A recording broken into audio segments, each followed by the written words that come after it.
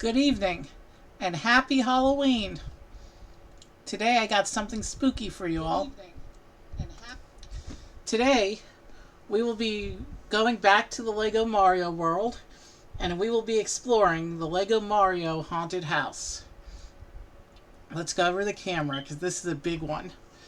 This is the new haunted house set. They've actually done several versions of the Lego Mario haunted house over the years. This is the current version.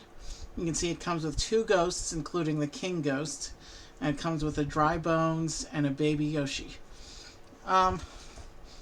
Before we actually break into the haunted house, though, remember I mentioned in previous in a recent stream how on Lego Mario streams I was going to pick one figure randomly from the three so we could test the interactions.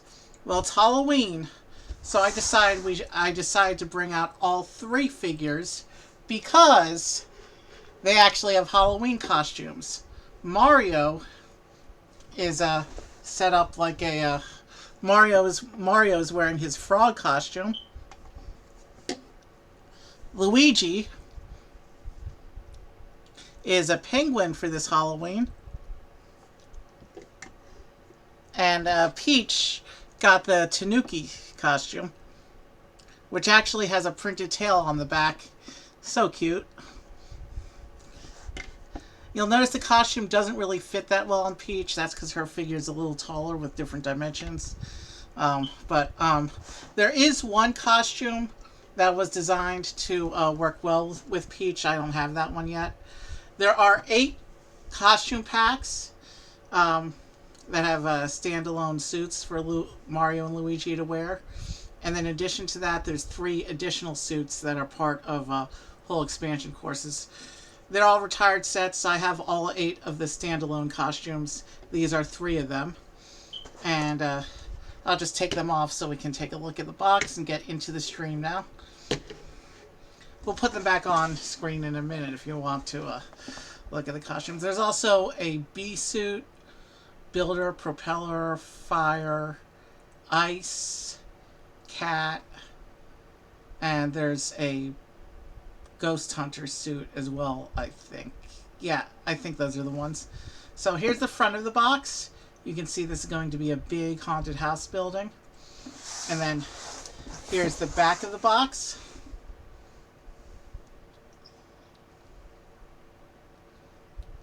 Which shows us some of the play features. And this is a big set, so let's get right into it.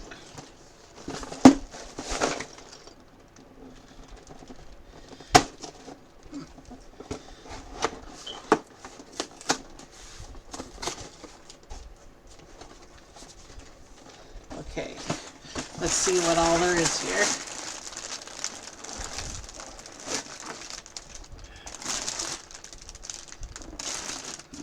Okay.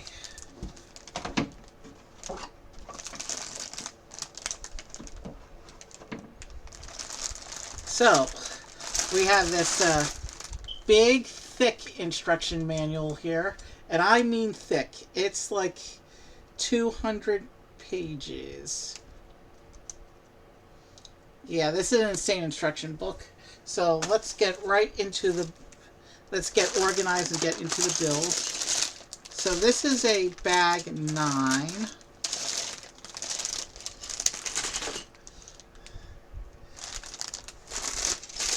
Okay, so here's actually a bag 10.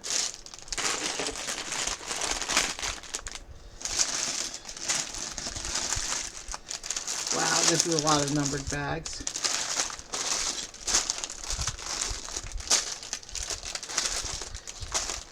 Eight. 7.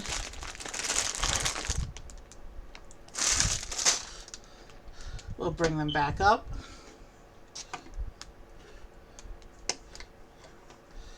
Because I need space up here. 6. 5. 4.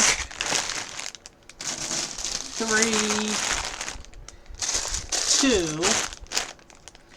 And let's go ahead and pull up my instructions. And Okay, so our instructions are set. We have bag 1 in front of us.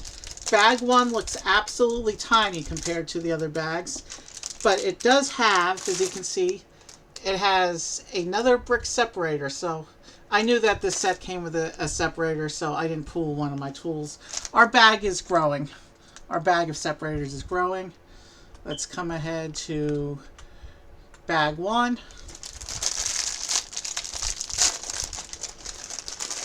It looks like bag 1 is just the dry bones.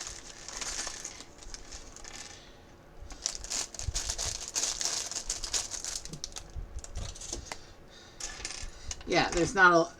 Bag 1 is looks like it's just the character. So dry bones is basically a skeletal Koopa Troopa. I like that color for the feet, though. I don't think I've seen the feet piece in this color yet.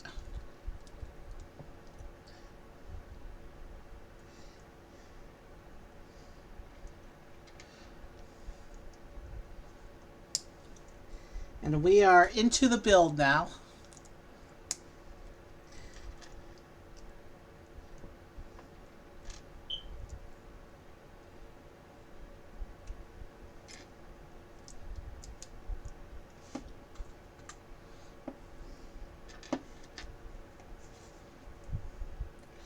That's a cool printed tile for the torso decoration there.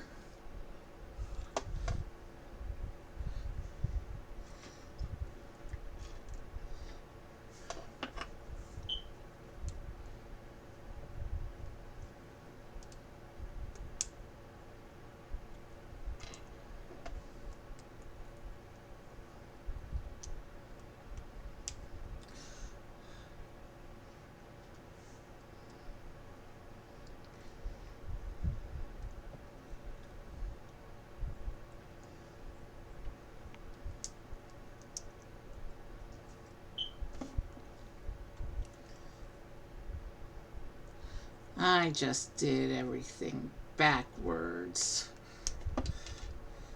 Let's fix that.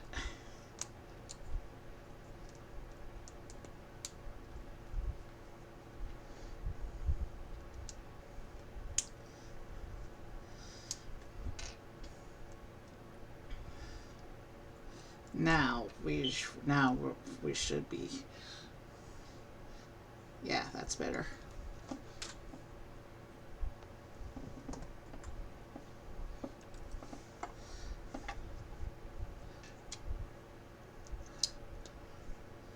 So here's the barcode and the Koopa Troopa shell.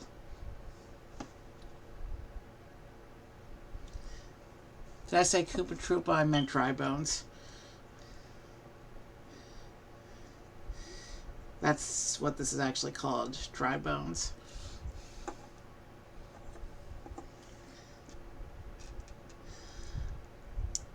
I always like when adding Mario interactions to my Lego Mario collection, including new creatures that I don't have yet.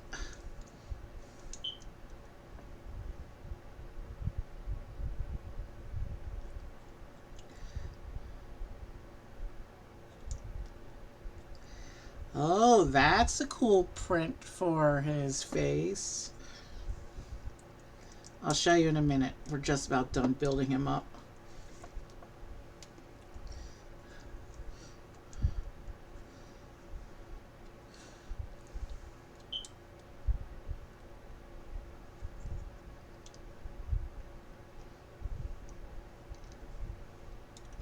Huh. This thing's a little bit creepy, but kind of cute as well. Here's our dry bones.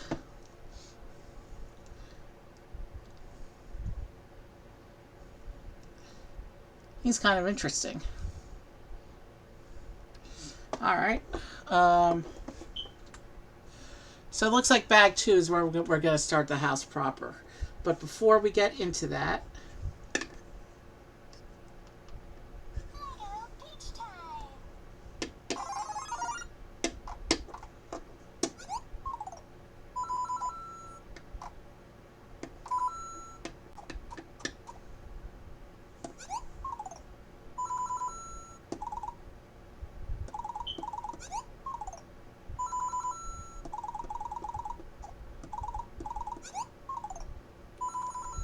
Interesting. Okay. So yeah, there's our dry bones. Let's set them. Let's set them up here, and we will. Let's bring in bag 2 and begin building the actual house.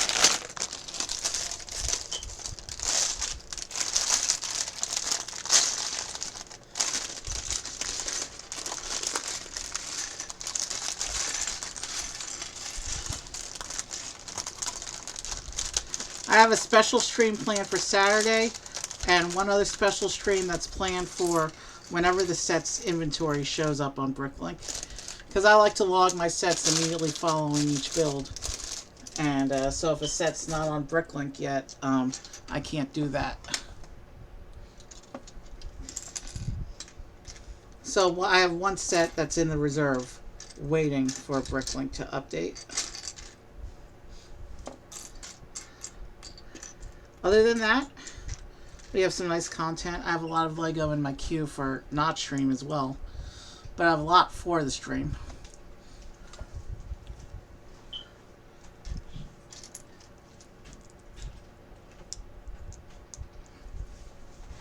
So it looks like the bag 2 is going to be the beginnings of the grounds for our house.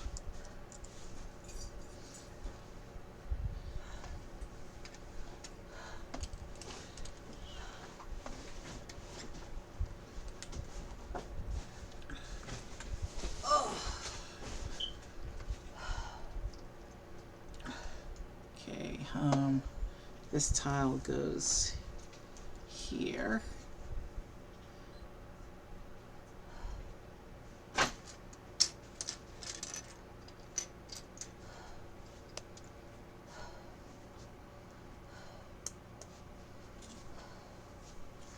Okay, and then we have a tile and a plate.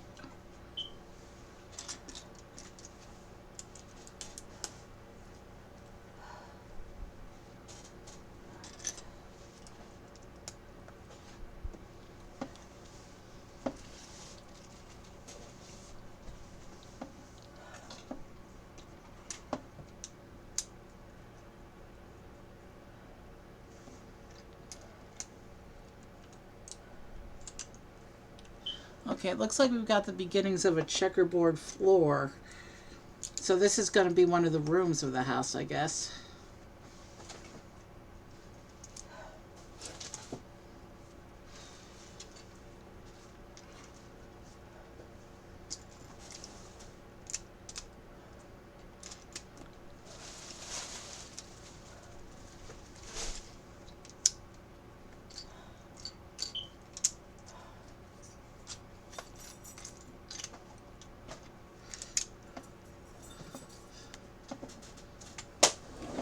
And now we start with some walls.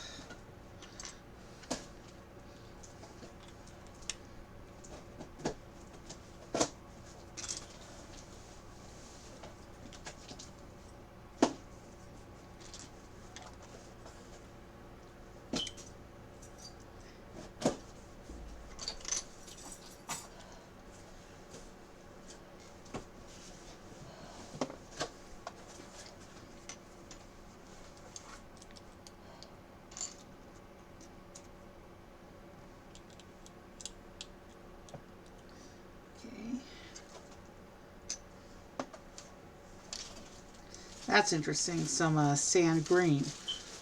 I don't see that color too often. Back in around 20 years ago, there was a series called Life on Mars, which introduced 4 color variants: sand green, sand blue, sand purple, and sand red. Sand green and sand blue continue to be used frequently across various themes. Sand purple and sand red I've only very rarely seen since then.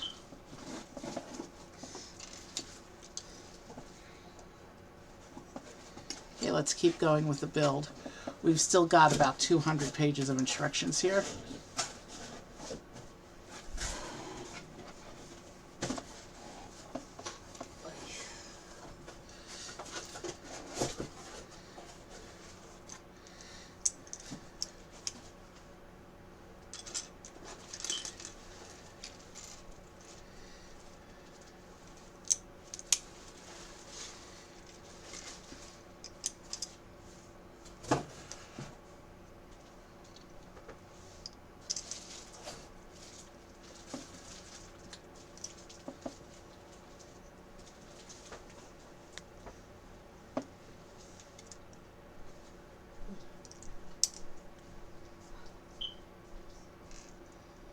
So it looks like this is a continuation. These tiles here are a continuation of the floor pattern.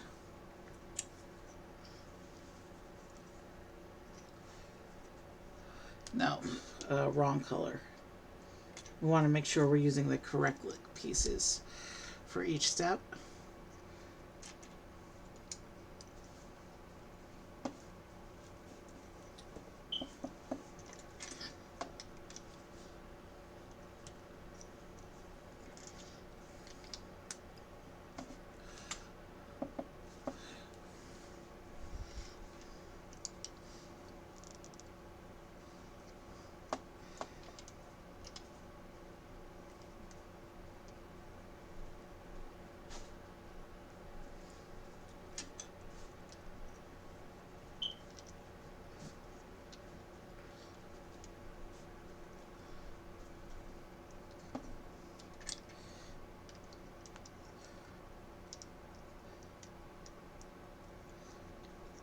This first section of the house is coming together nicely. I still don't recognize anything in particular yet. We're still too early in the build for that. But pretty soon, this will be a nice structure.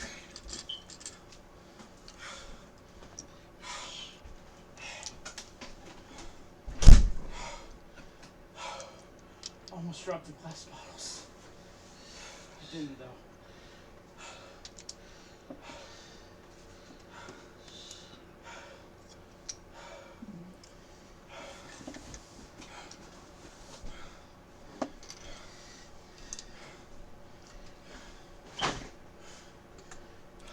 Okay. Is your microphone muted? No. Can't you mute it for a second? Ah. Just for a second.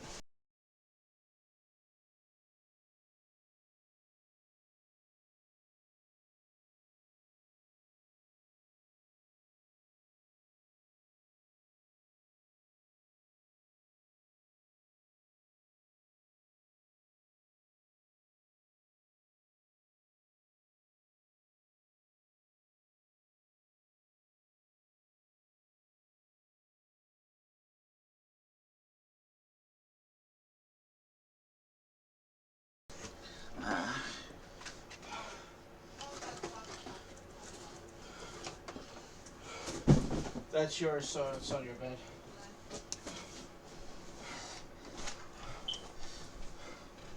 What? Microphone is live, people. What about a box in your car? There's one box in my car. Wait, don't put it on my... All right, so it looks like we do have these 4x1 stone bricks to build up the outside of the house. That's a cool effect.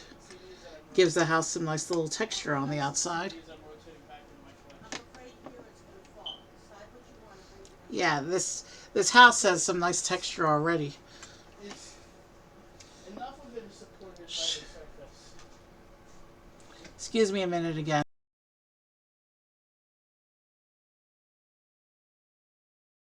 All right, sorry about that.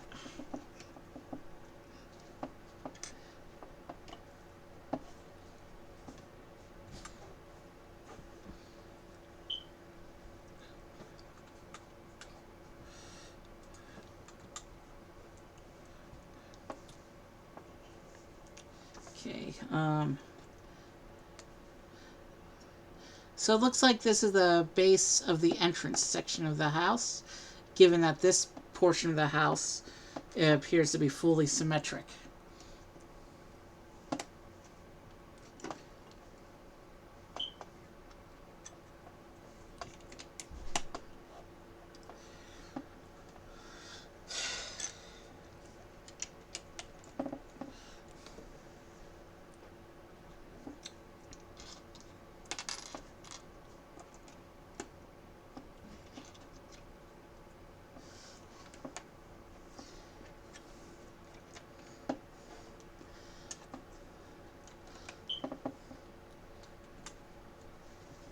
So it looks like bag 3 is going to be the upper portion of this main entrance area of the house.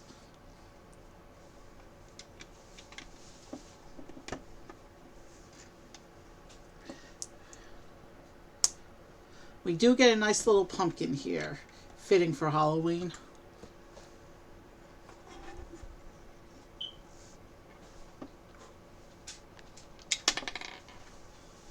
This will be my third Lego pumpkin.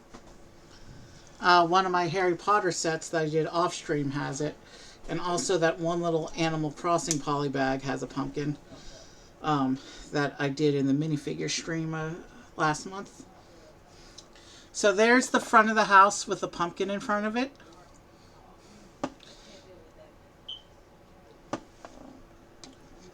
And we're going to move into bag 3.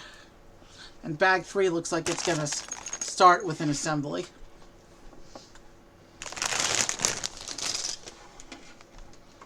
So we'll just put the main house aside here, and we'll open up bag 3 and get started.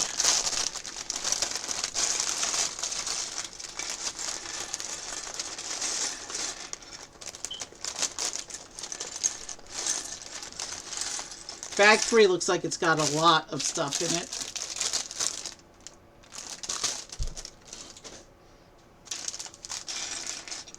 Including some purple.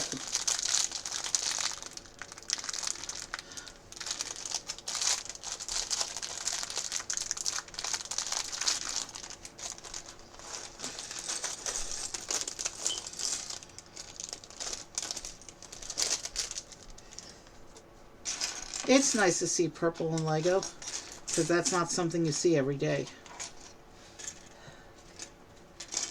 Alright, let's get started with this next bit of the build here. We're looking for a black 2x1. I think that's, yeah, that's it.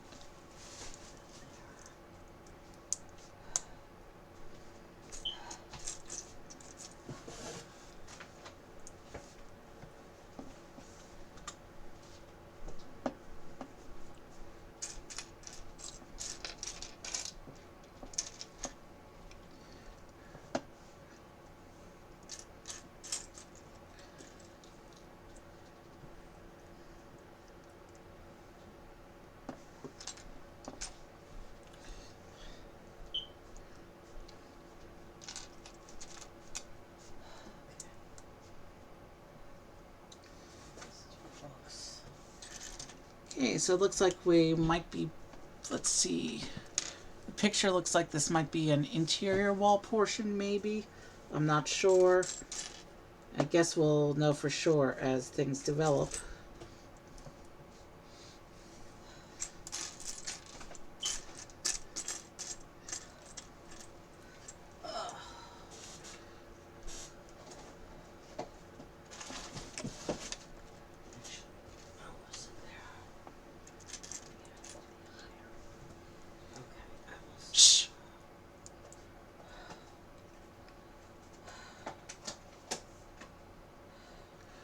Okay, and it looks like our first window.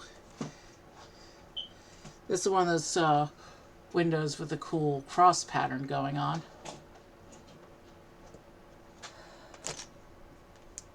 There, now you can see it. That's a cool window. I've always liked that window piece.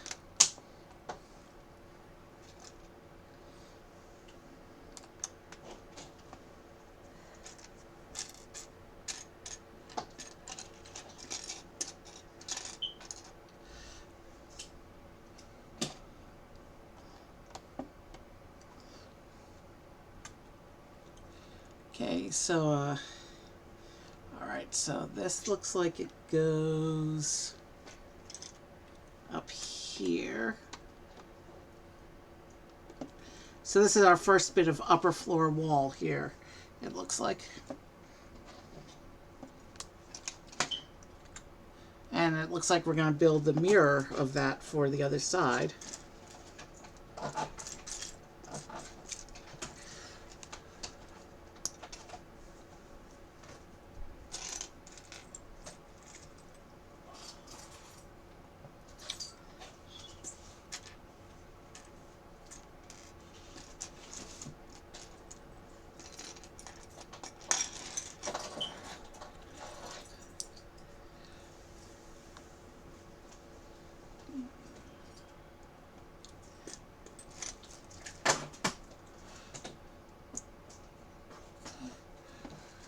Okay,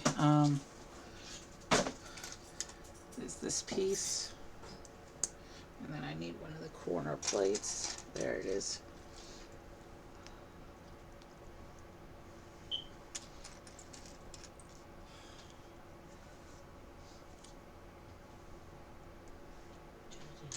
And then we'll leave.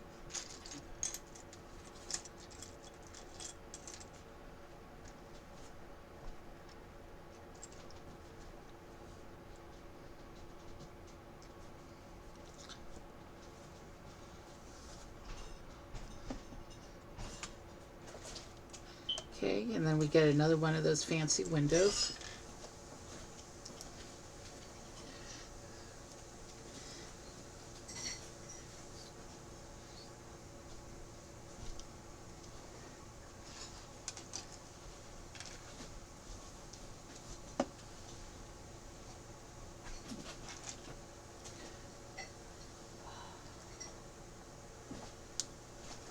Okay, and this is ready to go onto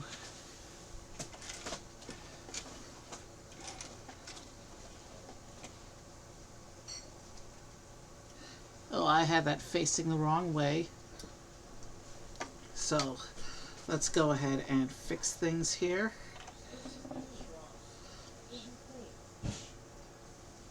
I wash it, it's clean because, you know what, just wash it again. I put pictures in Okay, I have this, that means this plate is in the wrong place. Also, there's two comments here.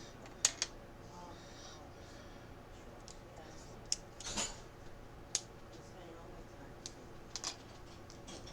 We'll have to fix that whole section.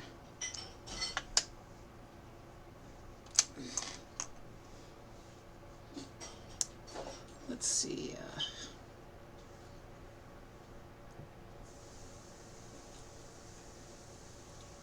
I think it went like this.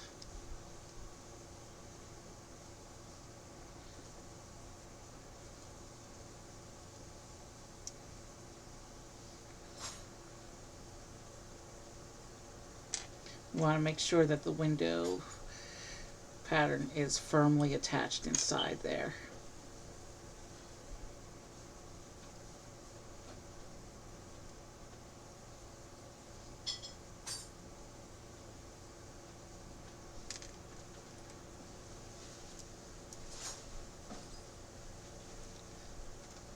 I think that's solid.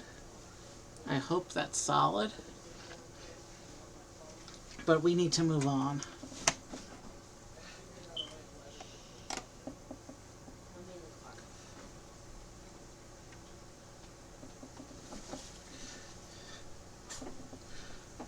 Okay, so those two little corner walls are up now. Correctly this time.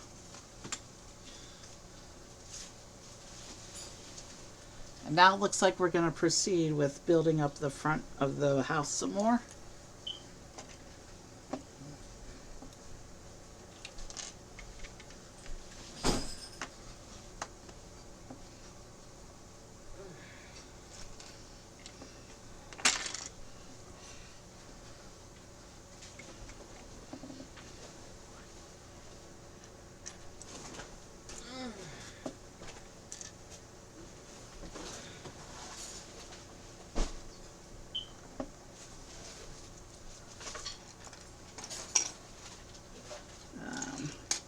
We need to find that other clip brick. There it is.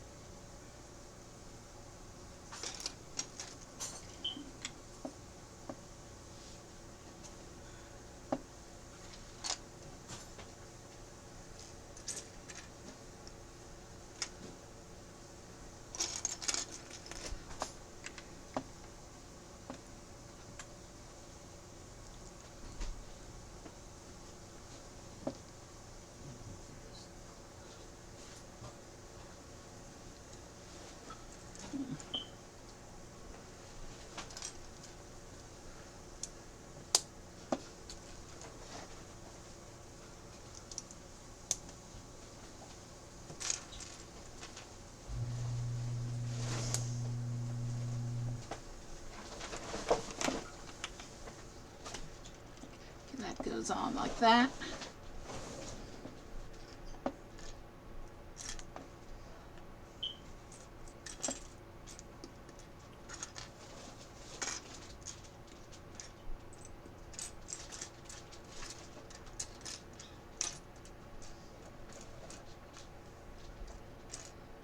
Okay, where's the black plate?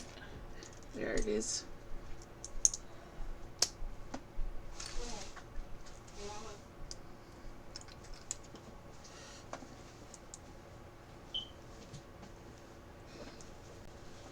This one go here like that.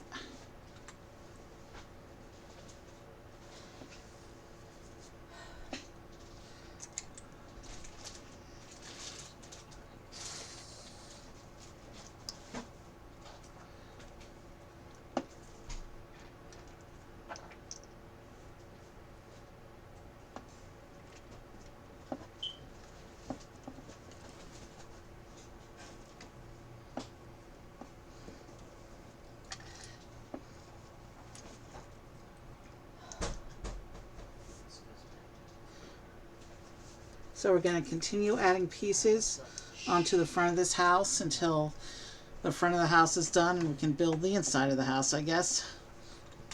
I have no idea what to expect with these instructions because In the dishwasher. Oh, okay. shh. In the next load.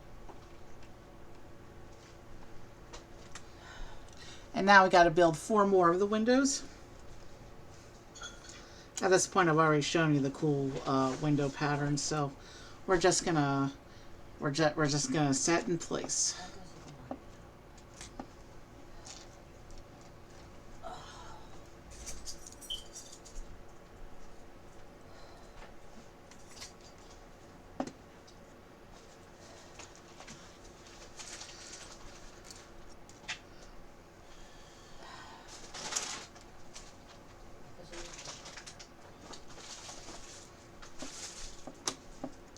Okay, we need to find one more windows section.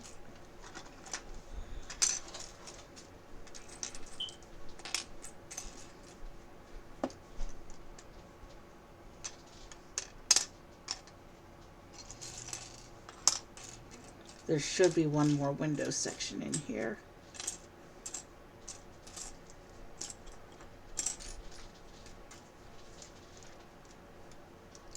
There it is. It was buried.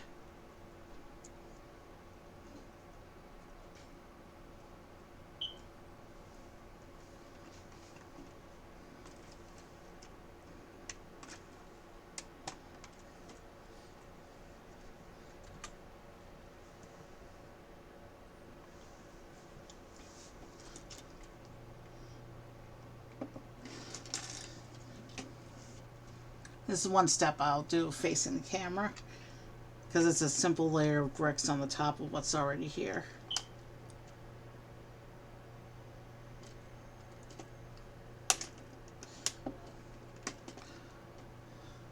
It says to leave the corner sections bare.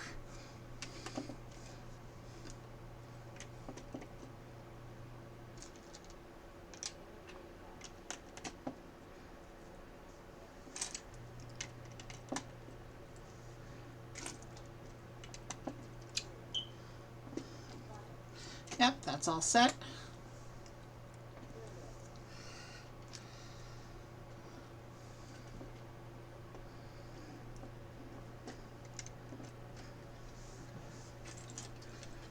And now we'll just fill in the corners here. Like that, yeah.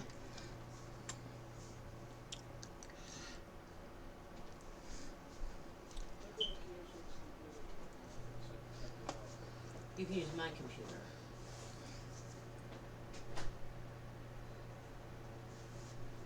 Alright, so now some walls for the inside.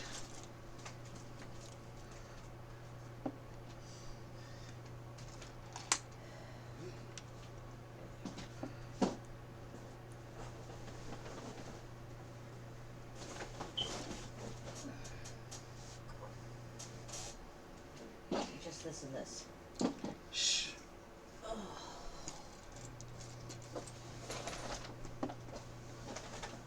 Good start.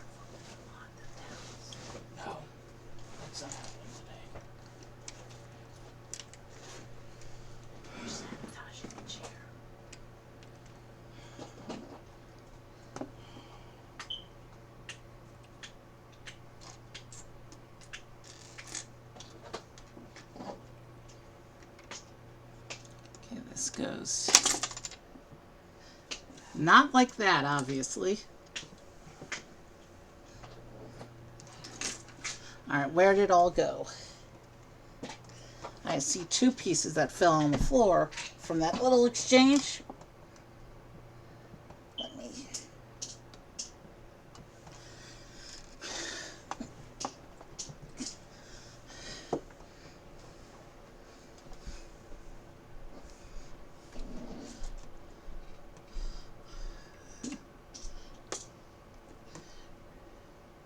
Okay, let's try that again.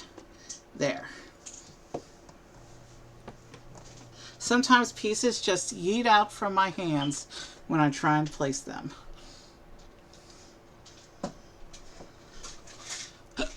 Clumsy and Lego, not always a good mix. But we do what we can.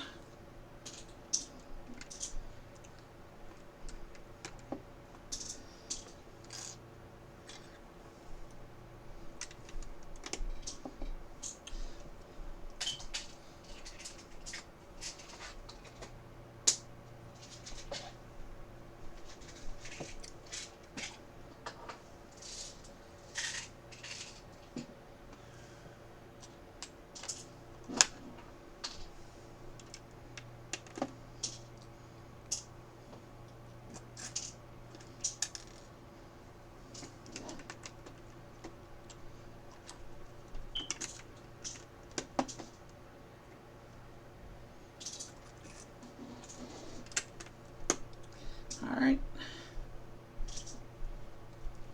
This house is really starting to take shape now. But we still got a long way to go. And now we have to put spikes all along the upper level of the house. And give me a few minutes, because this is a step that they need to be lined up precisely if they're to look good. I don't know why I didn't have us put these little pyramid spikes on these side stud bricks as we were placing the bricks.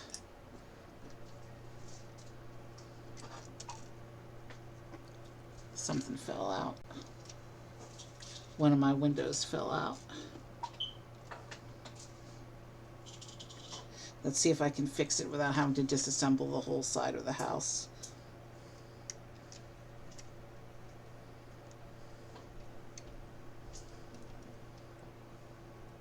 It looks like that particular window doesn't have a good grip on the frame piece.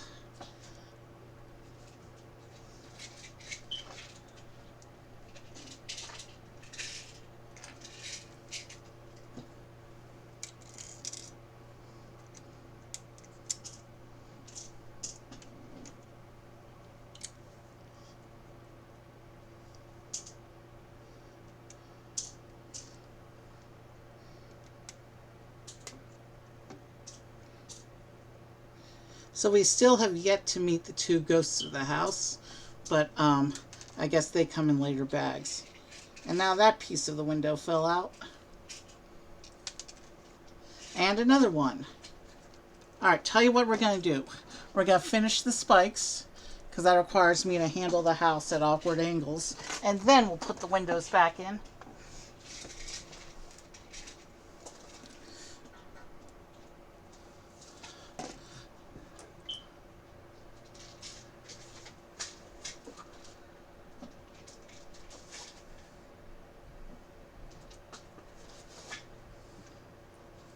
Okay, let's keep going.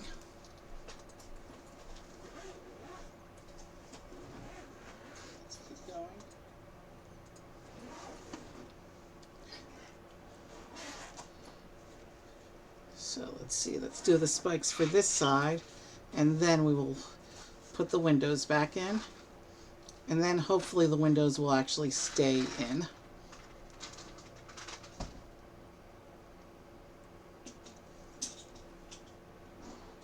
Yeah, the spikes are straight on this side.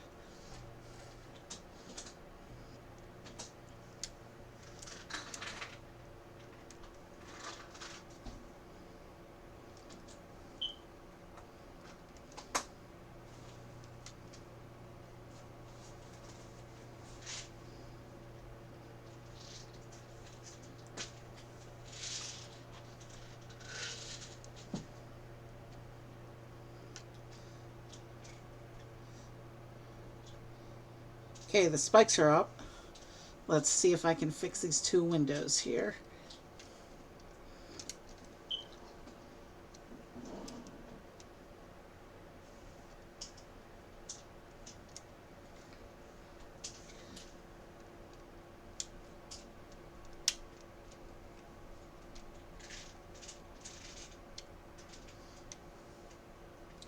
I don't know why these window connections are so loose.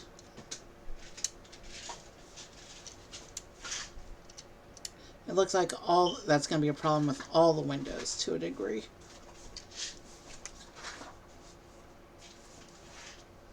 Alright, let's hope the windows are there to stay. But anyways, that's what the house looks like with the spikes added to the tops.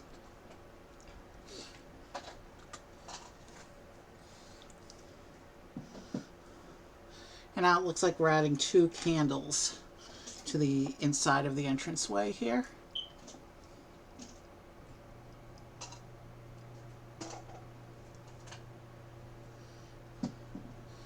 Very standard Lego candlestick piece. And we're just going to put them in here.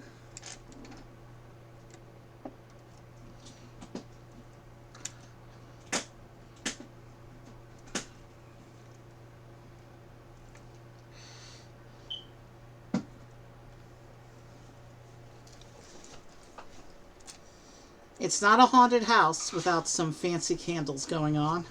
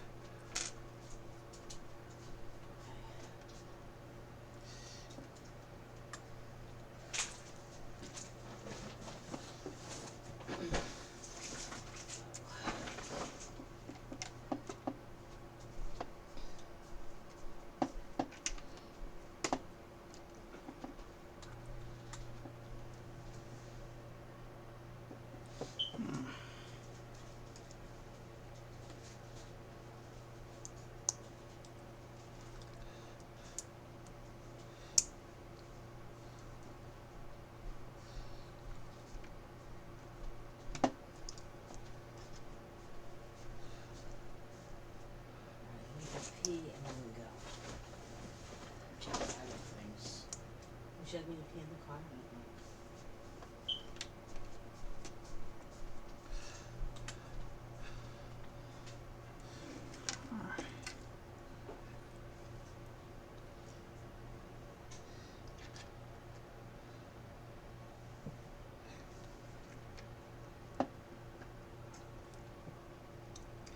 Okay, so now it looks like we're shaping the top of the front of the house.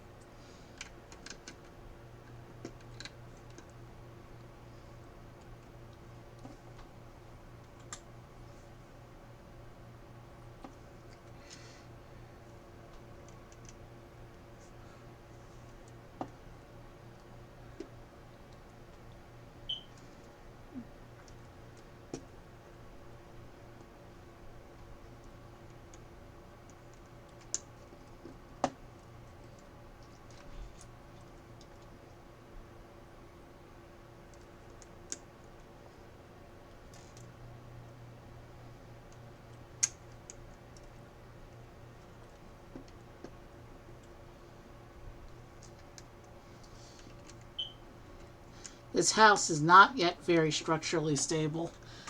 We'll have to develop that as the build progresses, I guess.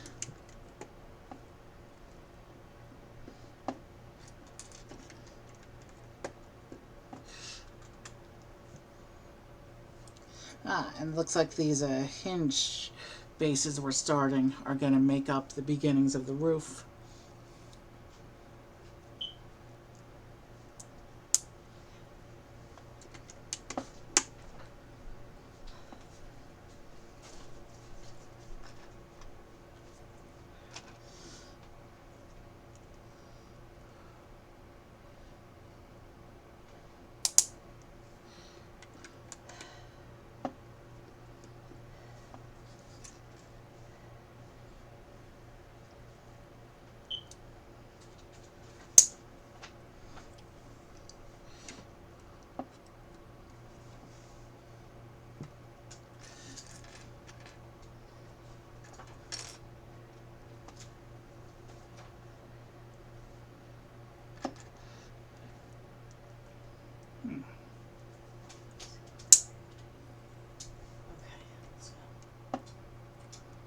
Okay.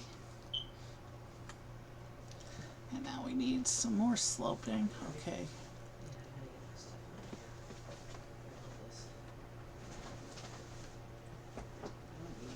I need you to hold it open.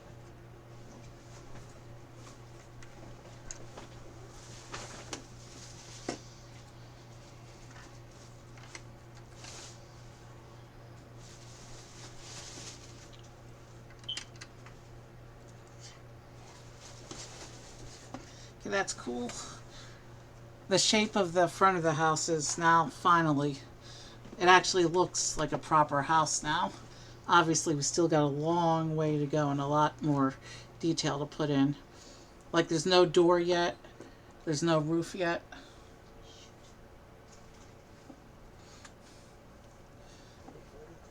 I know. I have to make it going in. But now we have a big arch over the entranceway like that. And you can see the beginnings of the roof slopes as well.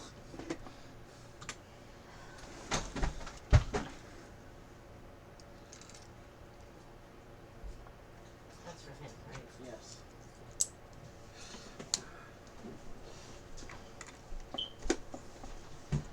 And with that, the walls are finally fixed straight. Excuse me a minute. Do you have some?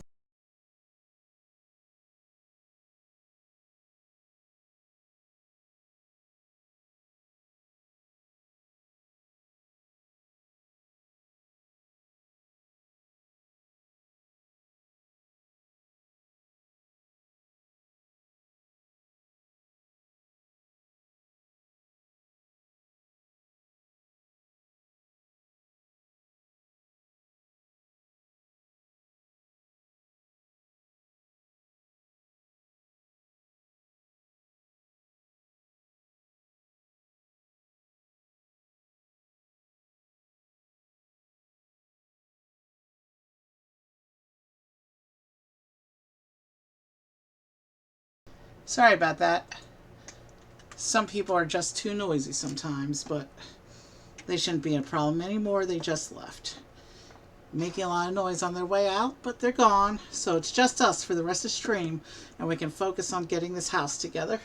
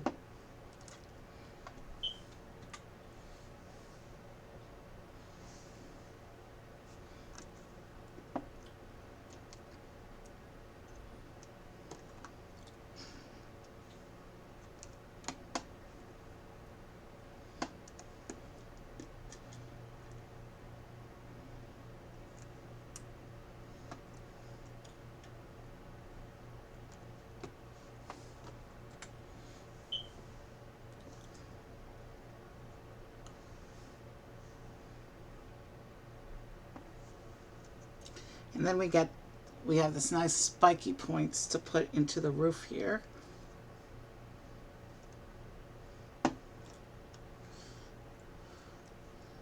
Because haunted houses always have to have sharp points somewhere.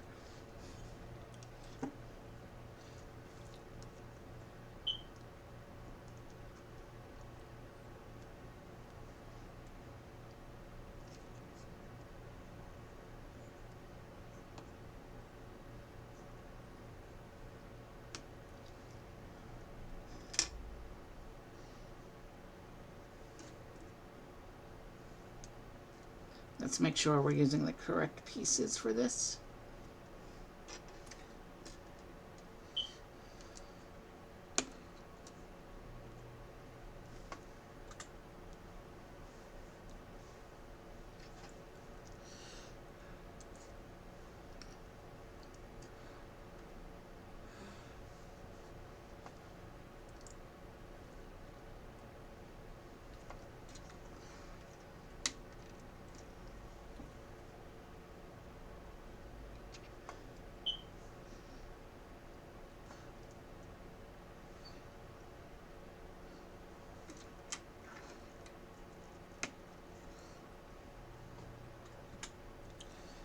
Okay, looks like we're putting in the roof, or the front of the roof.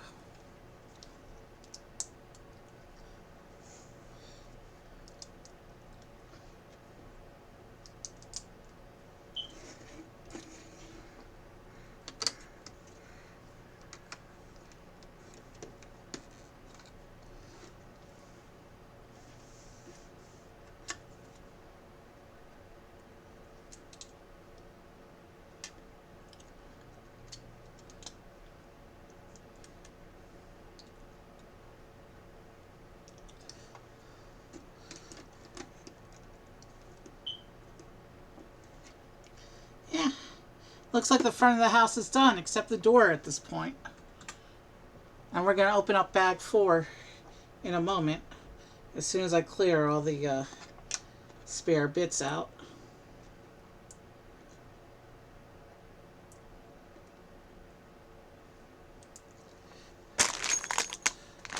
We're going to bring in bag 4 now.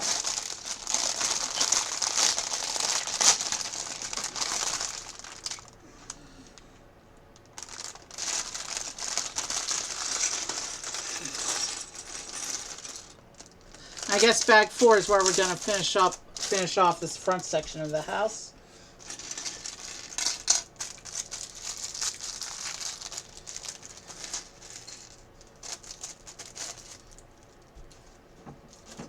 Starting with this arch piece that goes here behind the door.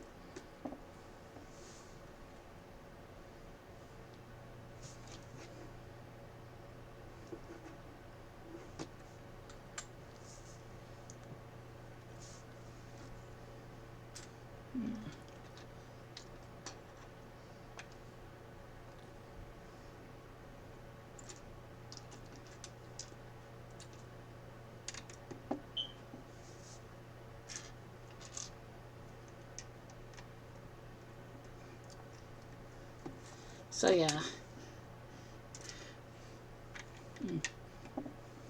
I dropped a piece again. It was our little spike from the corner of the house here. Let's get that back into position.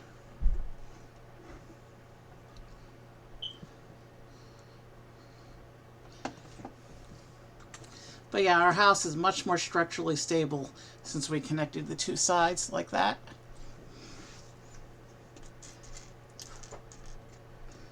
And I can see in my parts pile, we have our first barcode of the set. Or I shouldn't say of the set because we did dry bones in bag one, but our first barcode of the house. So we'll see what that's about soon, I guess. For now, though, we just got to keep building up the house.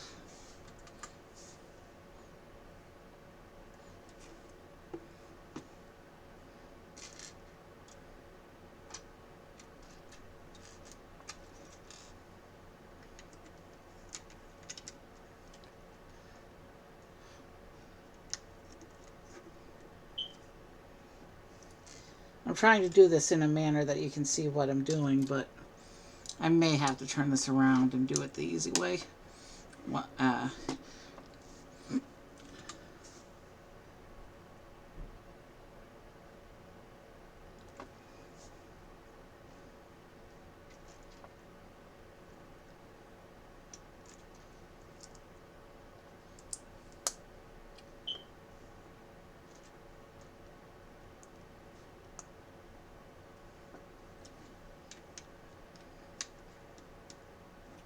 Okay.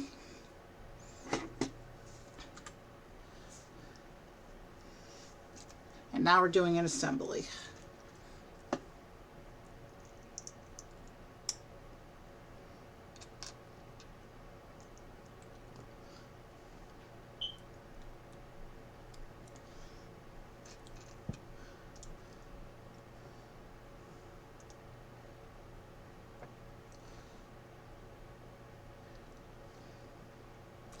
Okay, I'm not sure what this barcode is for yet. That will reveal itself in time.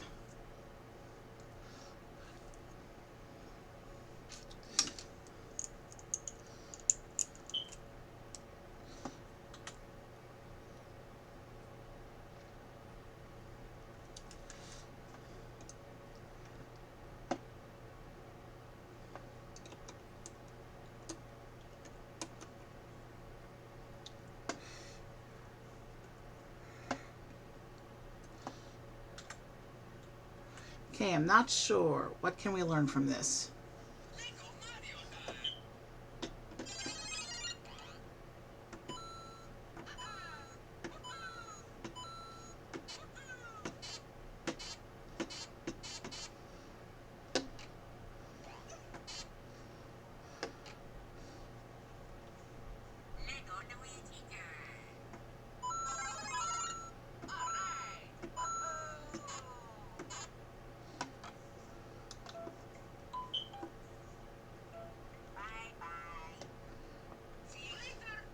Okay, so that appears to be a standard coin box kind of thing. Let's keep going.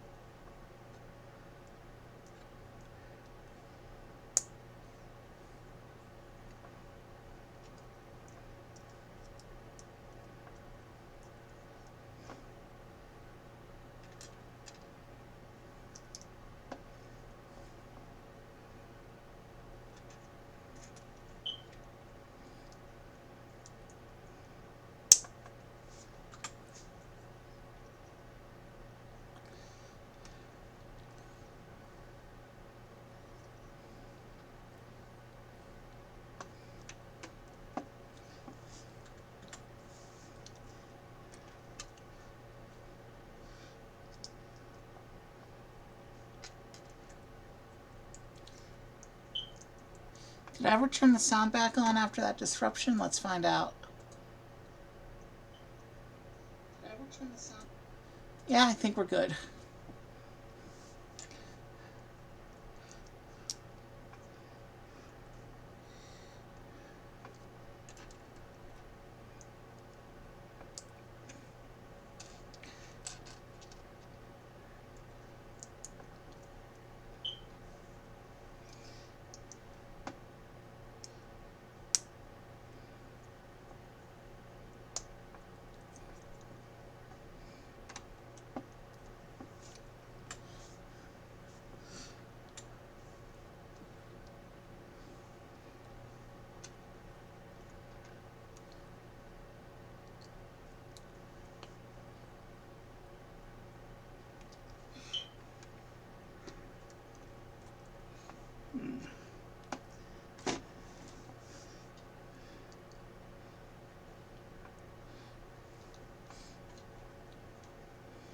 We're gonna take a break for 2 pieces of Halloween candy, I think, when we finish the bag, because I'm feeling a little peckish.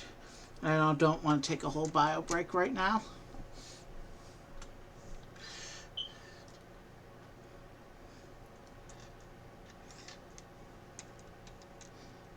So it looks like this bag is finishing up this front section of the house, and then the rest of the bags are the 2 side sections that actually, in the completed model, fold up and can enclose the house.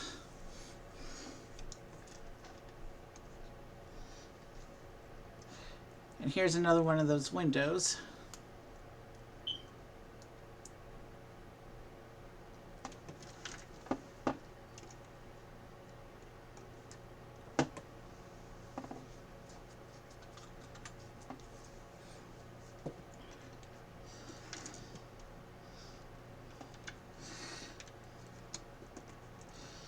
I do like the purple trim around the house. It actually kind of gives it a little bit of continuity with the Bowser car, I think.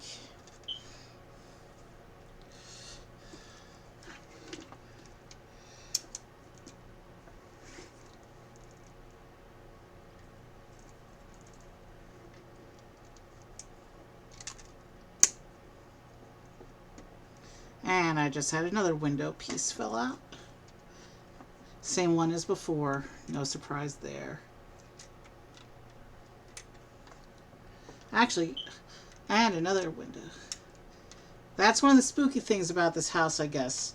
The window bits that keep popping out without warning. This house is definitely haunted.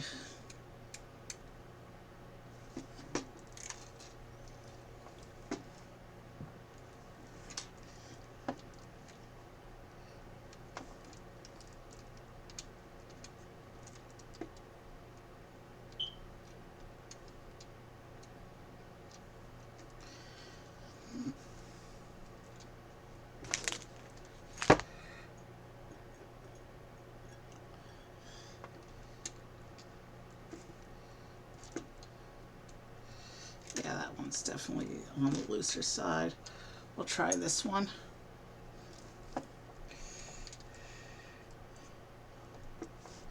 I hope I don't have to stop to fix the windows every couple minutes, because that will really slow down the build.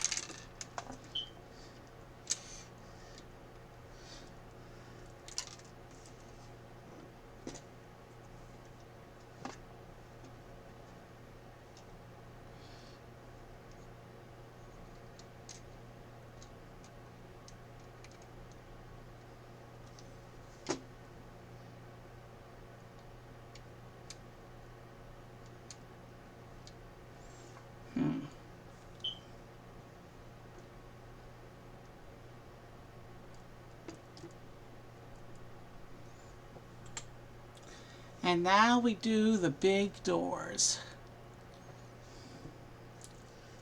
I need to be able to see what I'm doing for this one.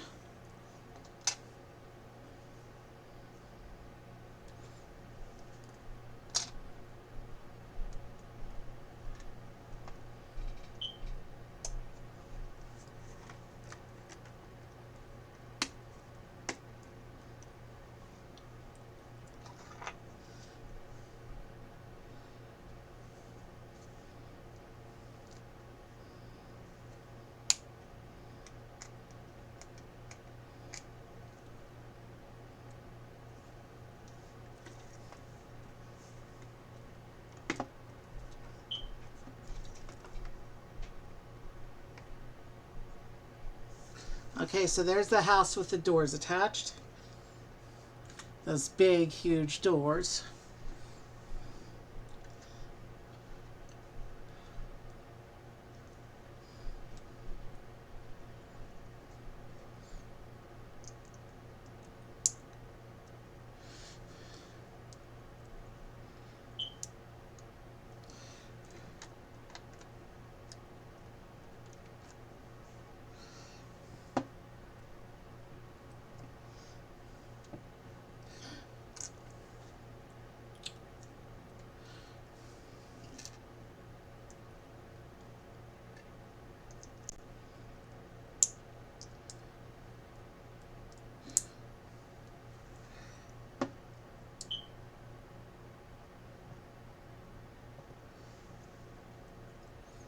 Okay. This goes in here.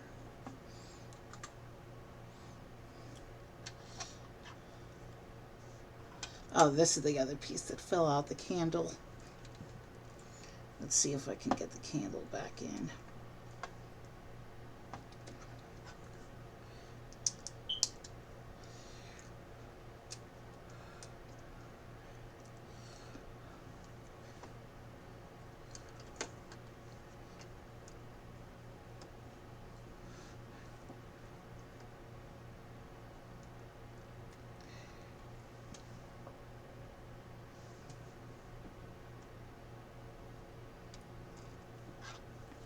Okay, and then we have these last two roof sections that go up the side of the roof like this.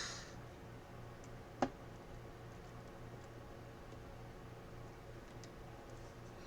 means this needs to be straightened because it looks crooked right now. Then again, this is a haunted house, so maybe some things should be left crooked, but not that. That part needs to be straight. And then it looks like bag 5 is going to be the first corner section, so this would be a good place to take a candy break. But here's the front of our house. And then here's what the front of the house looks like inside. You can see there's not much going on inside yet. That'll happen with the corner sections.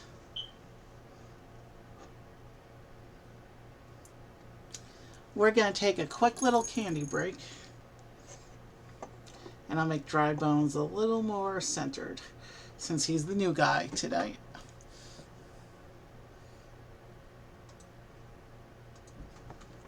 Okay. I'll pull out my candy in a moment.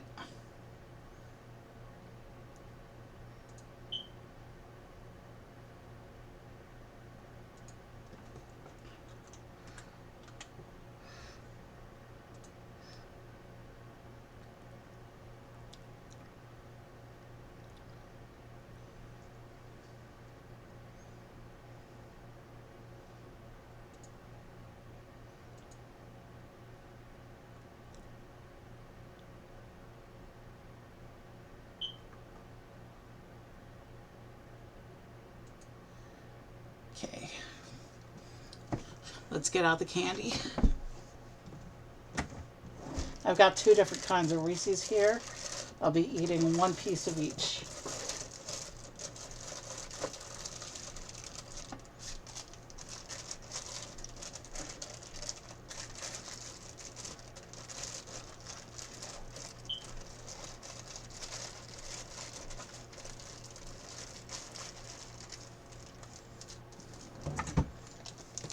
So here's my Halloween candy.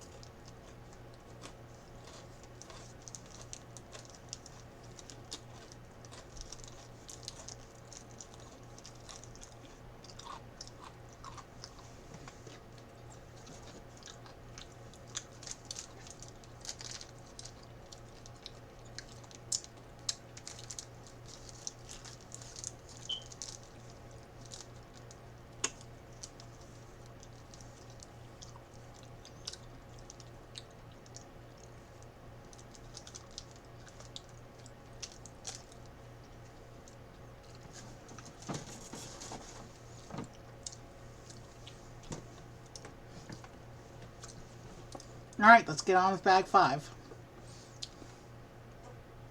And meanwhile, I'll take the main house unit off to the side for now.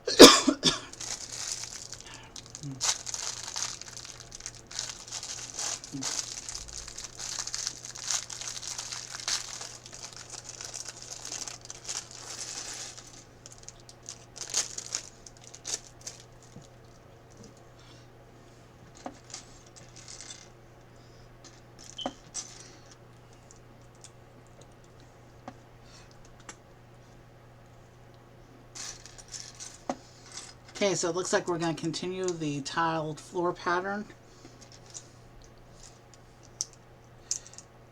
Maybe not all the way, because look at this next step. This next step is not the pattern.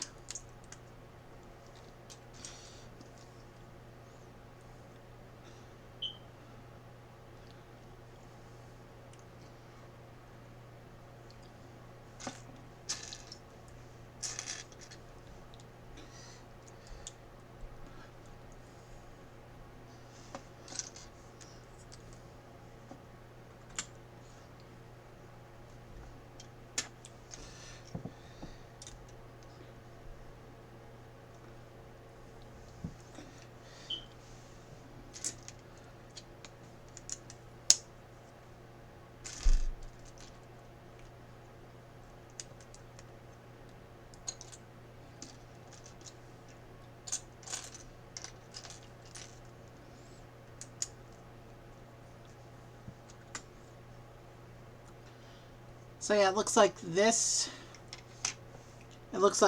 bag is setting up the foundations for the first of the 2 side sections.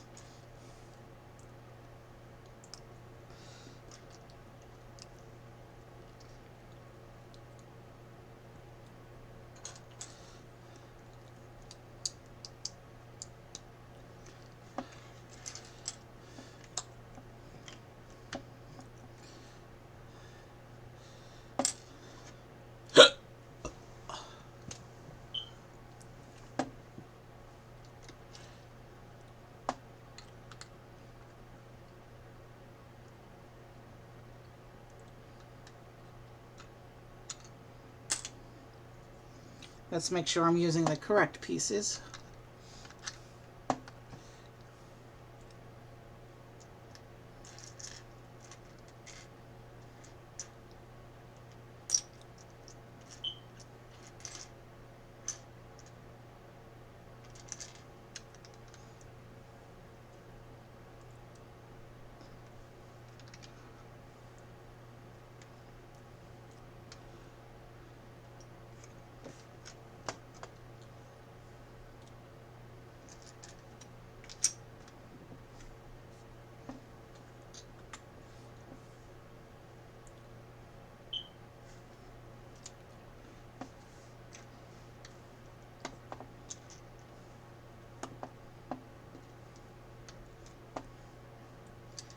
Okay, that goes there.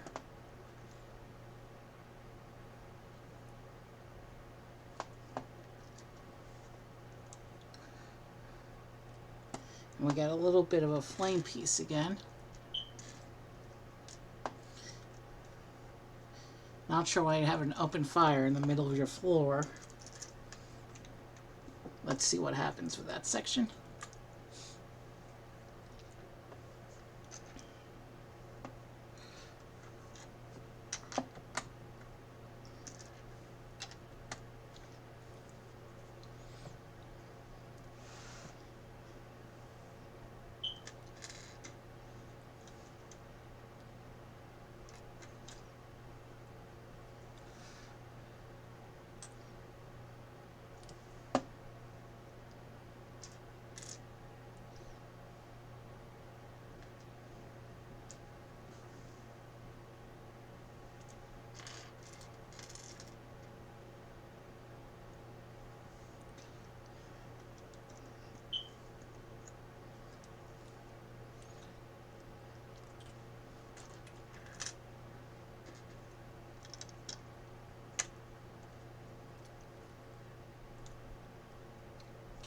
That all goes there.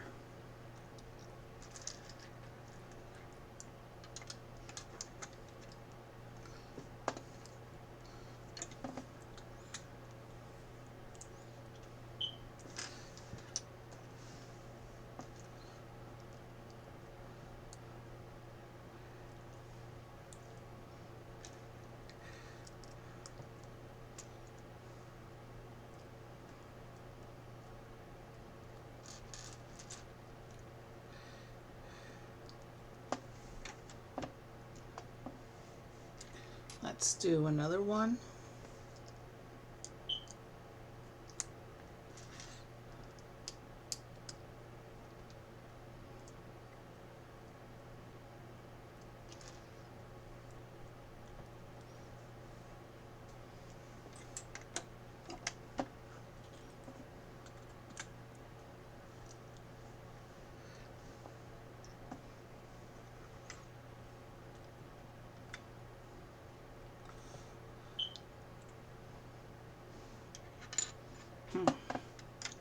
I have no idea what this room is doing.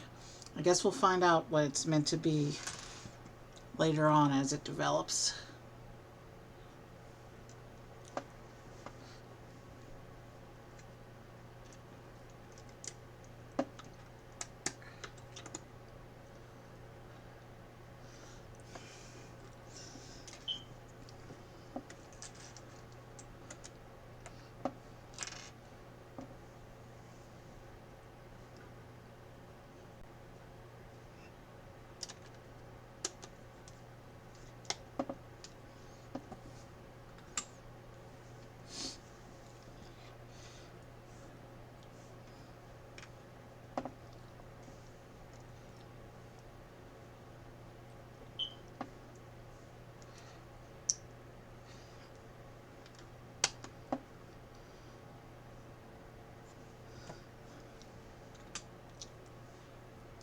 Now, you know what I think that flame is meant to represent?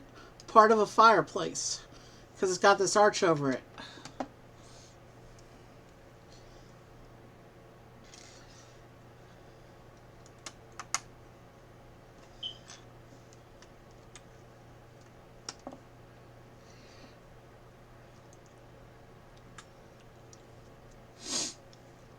And now we're creating what looks like a piece of a Technic system. And this is the first time I've seen the pins in yellow.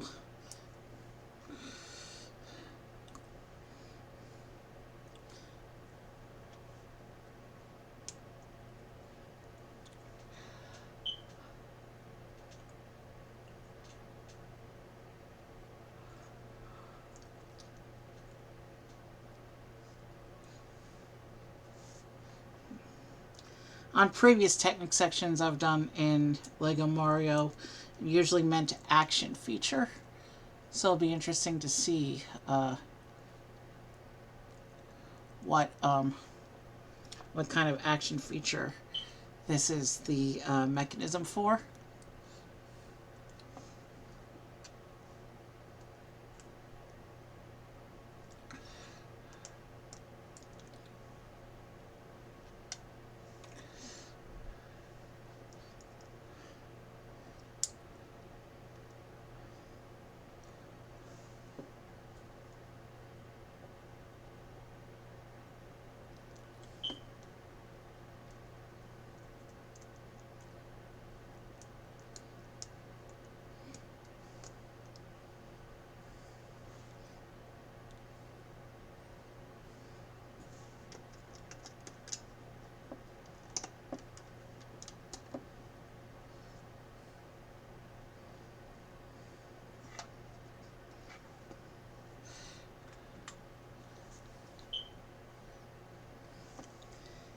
Okay.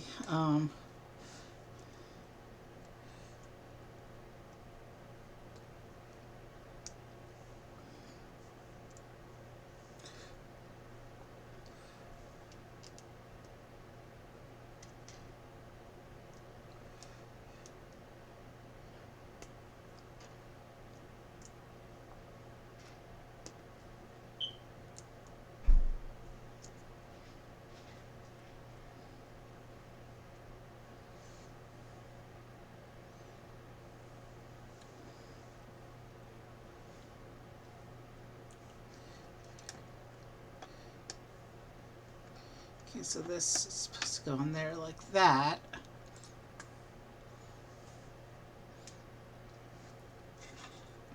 Going back to this side now. I have no idea what that mechanism is for.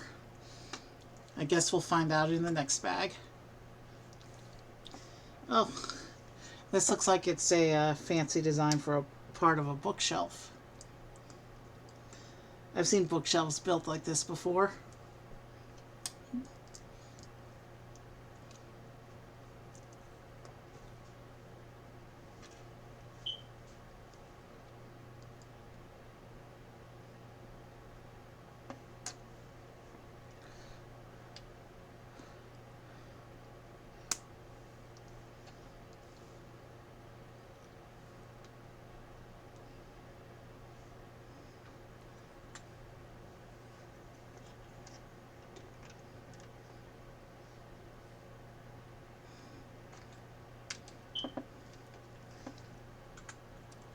So we're going to go into bag 6 momentarily.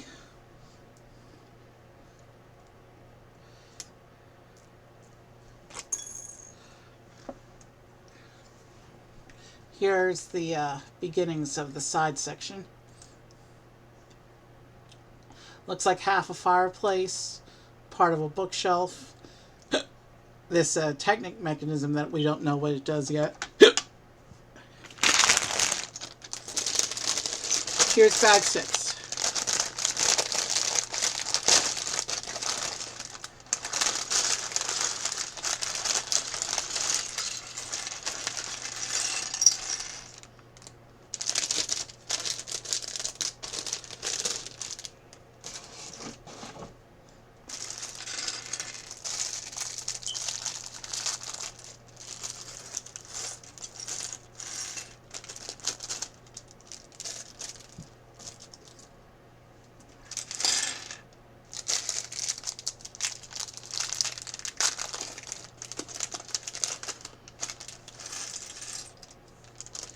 I see a couple more barcodes in here. We'll see what they do, I guess, in a bit.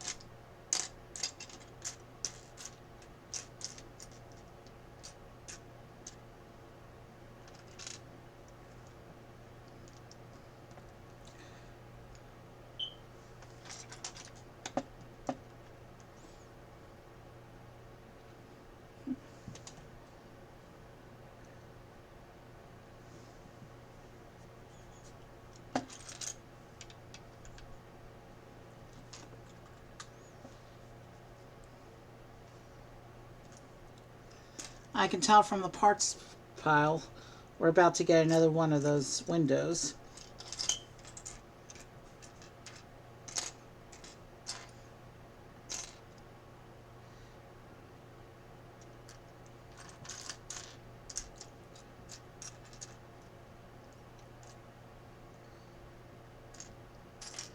If I can find this, it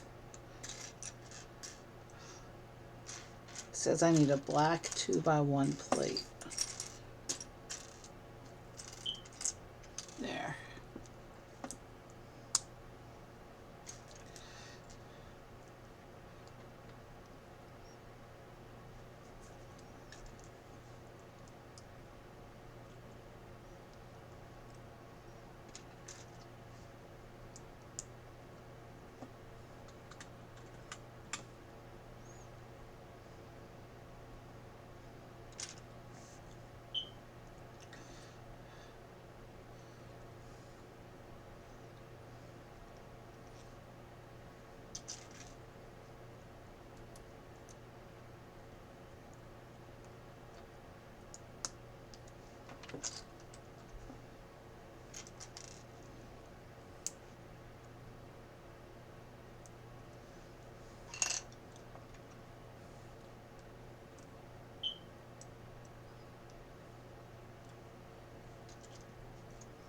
Okay.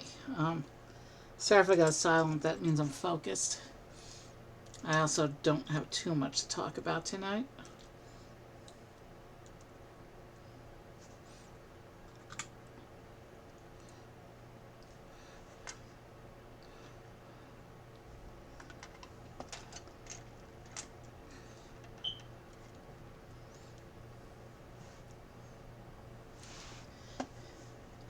So it looks like the exterior patterning for this section of the house is going to be similar to the exterior patterning for the other section of the house.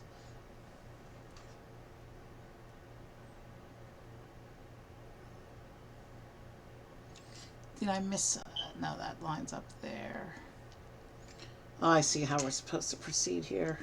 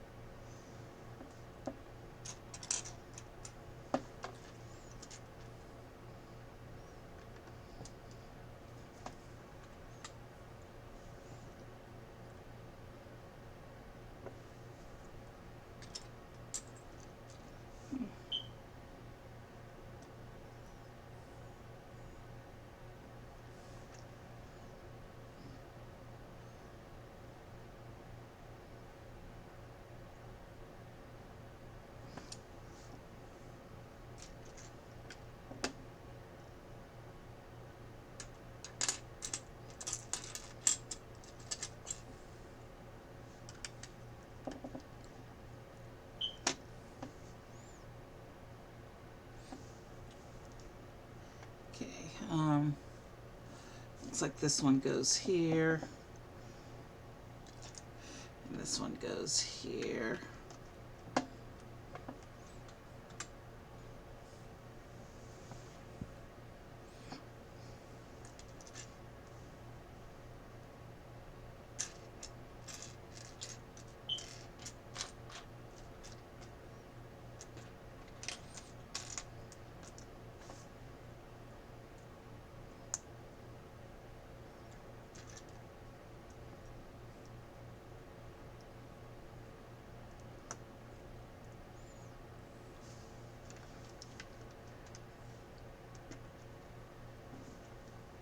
Our kitchen mouse seems to be active right now. Lots of noise is coming from the kitchen, and I'm here alone right now. We've been having a problem with mice for a couple weeks.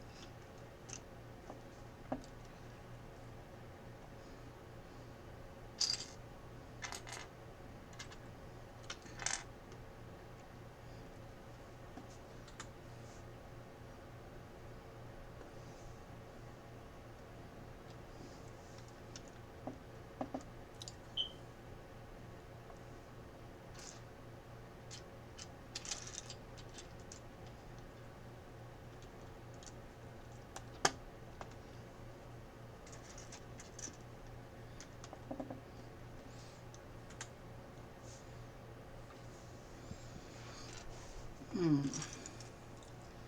sorry, I'm focused right now.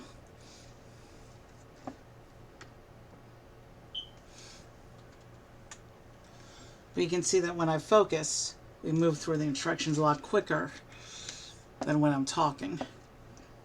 So it's a good trade-off to have once in a while.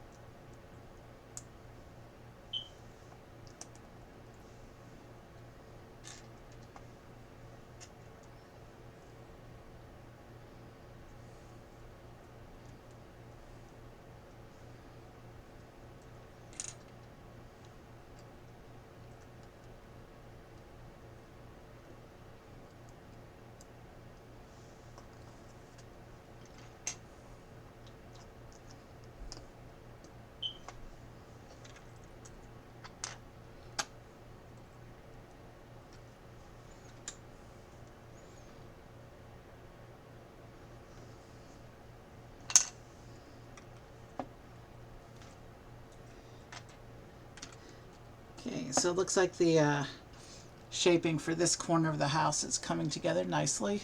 We have some more of those wall spikes to put on now.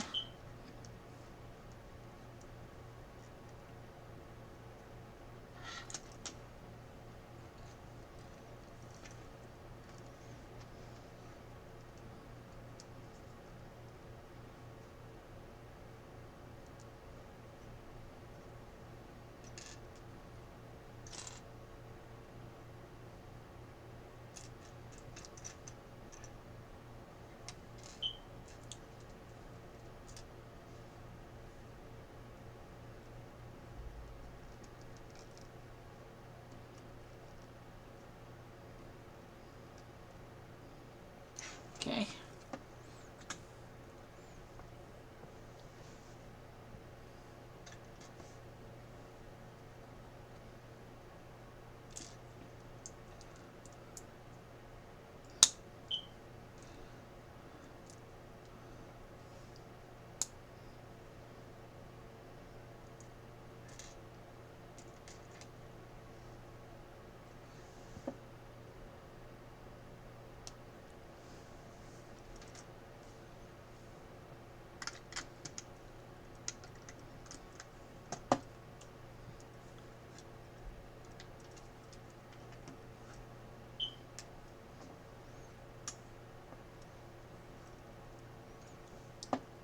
Okay.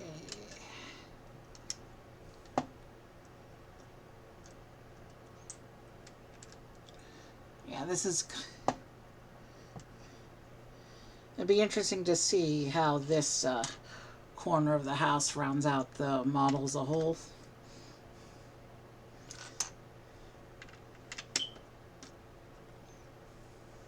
Still have no idea what this little Technic bit is supposed to operate.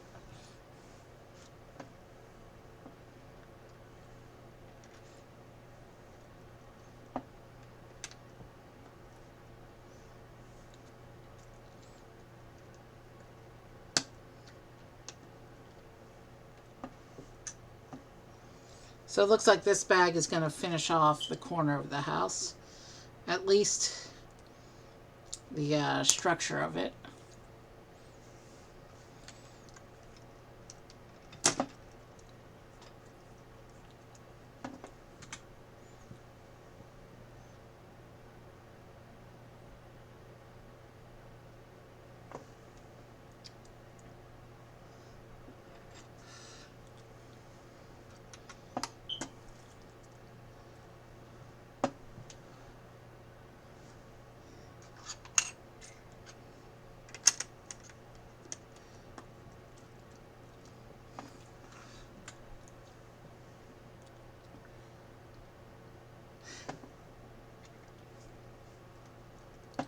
We are past the halfway point of the instructions, but we've still got about 100 pages to go.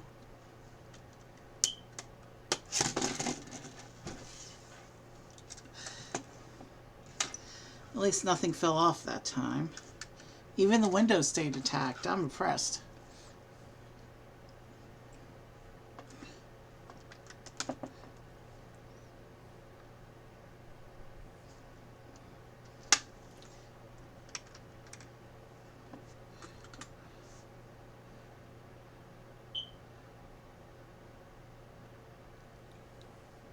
So it looks like we have another Technic section of the mechanism here. Still no idea what's going to be used for.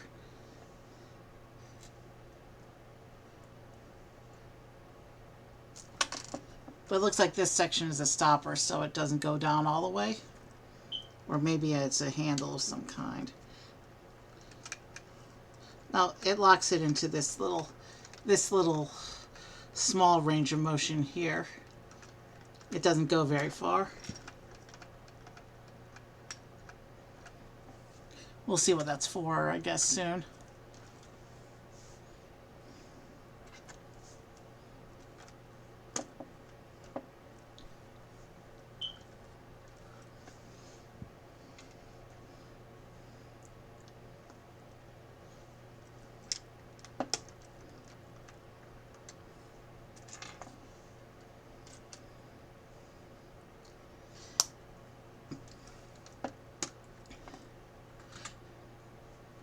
Looks like there's some clever disguising of the mechanism as part of the side of the house as well.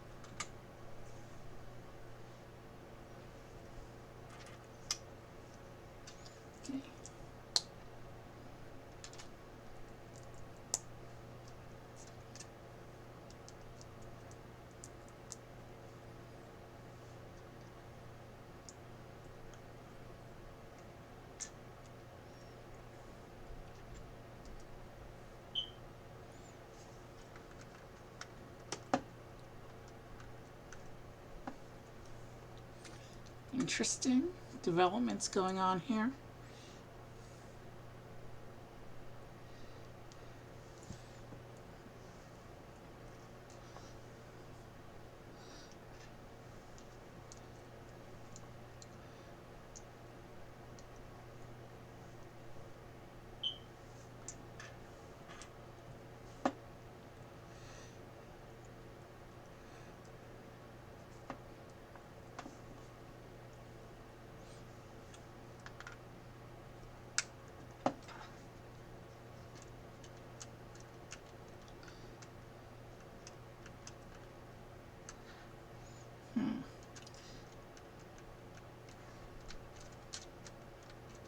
That firmly locks this within place and reduces the range of motion even more.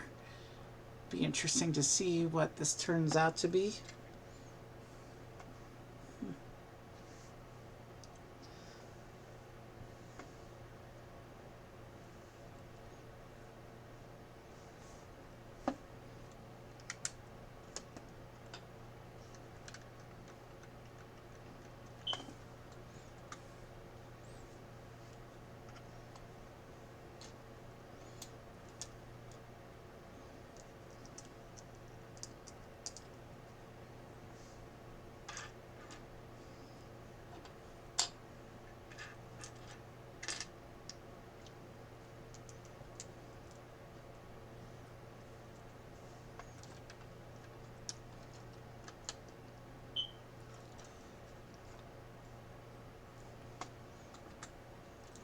Okay, so here's the side of the house that we just put together.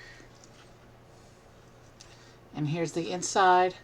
We still have an exposed Technic mechanism that we have no idea what it does, but the inset picture suggests we're building the Shibu now. The first of our two ghost characters.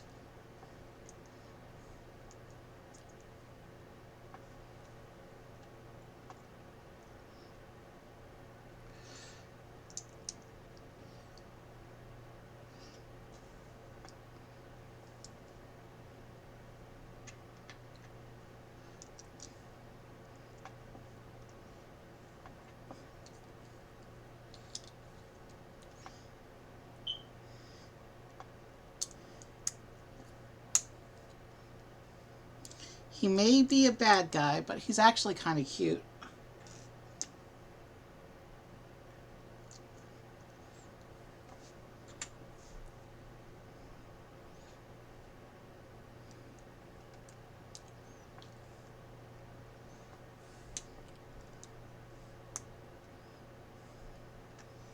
And he has the transparent brick to give the illusion of floating in air.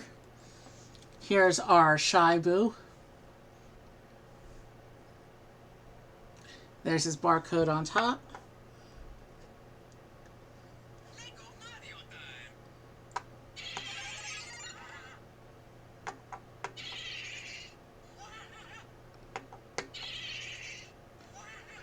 He's scared of the ghost. Oh well, but we're gonna put Boo on top. So it looks like he pegs into the top of the Technic mechanism.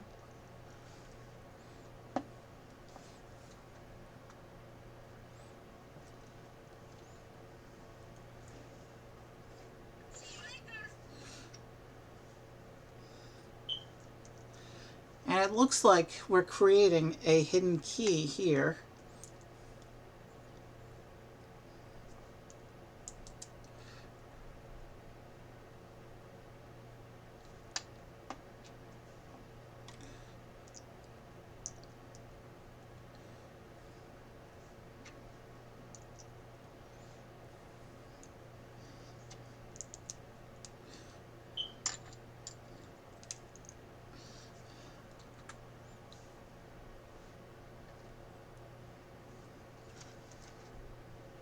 Oh, I see what happens. So you take your guy,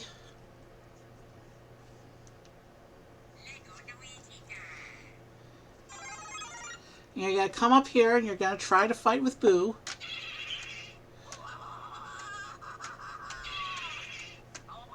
And he scares you, but if you hit him hard enough,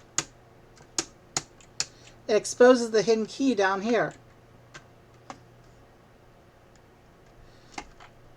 So again, the key is hiding inside the bookshelf.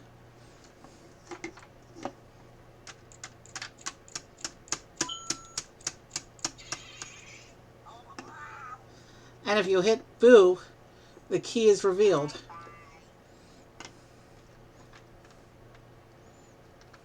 Since Boo is part of the mechanism here, I'm going to have to leave him on the roof. I won't be able to bring him forward with the other characters like I typically do.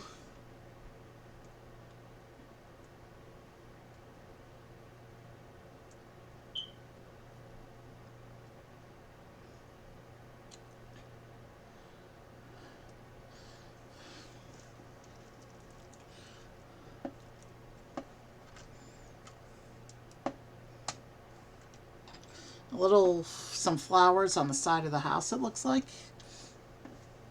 And then a section of spikes.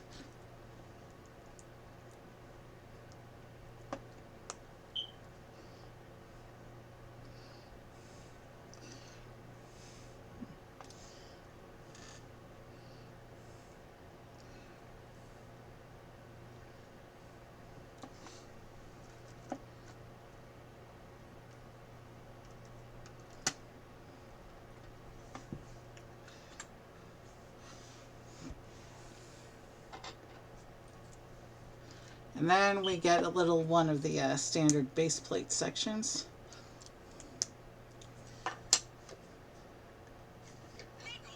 This is the brown one. What was brown again? Mountains and sand. Okay, interesting. Maybe it represents the layer of dust inside haunted houses. And this clips on to the base like that and folds up. So inside you have this base plate that folds down when you open up the house to give you a more playing area, it looks like. And let's bring the house back. But let's get rid of these spare bits.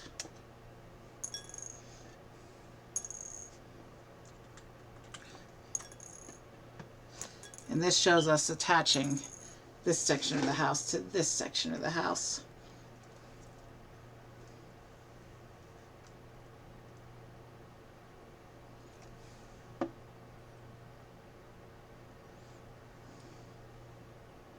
And it attaches on these double-sided round clip pieces that we just put the flowers and the spikes in. And just like that, I lost a window pane again.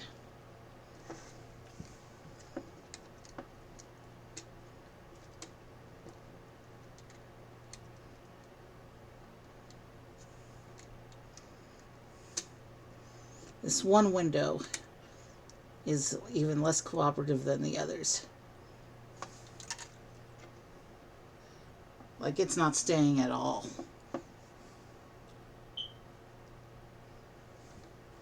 Maybe I have a warped mold or something.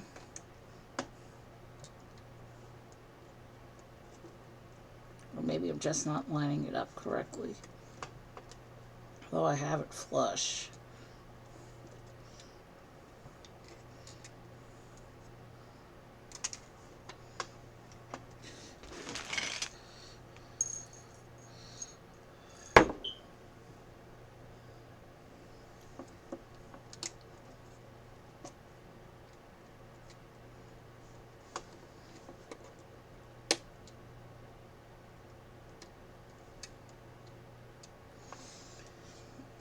And when you close, and then you can close up the corner of the house like that.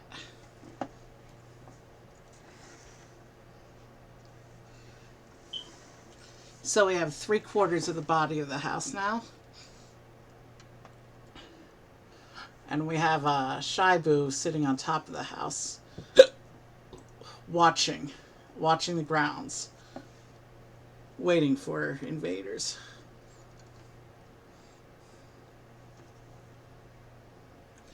Well, let's take the house off and we can get right on with bag 7.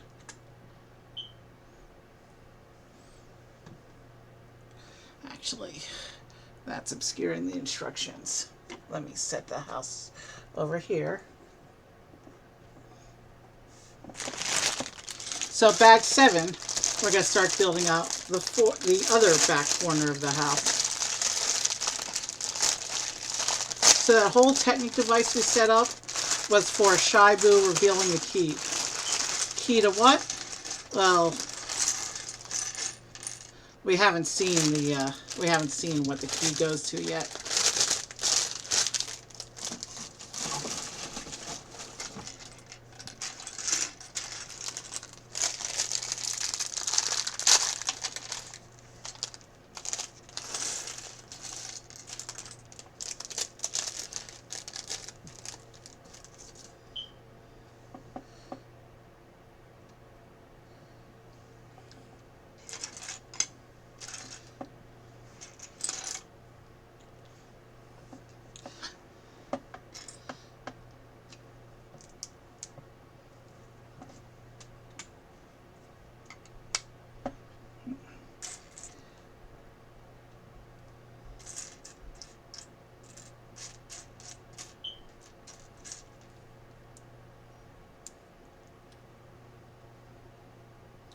This bag has one of the Lego spiders in it as well.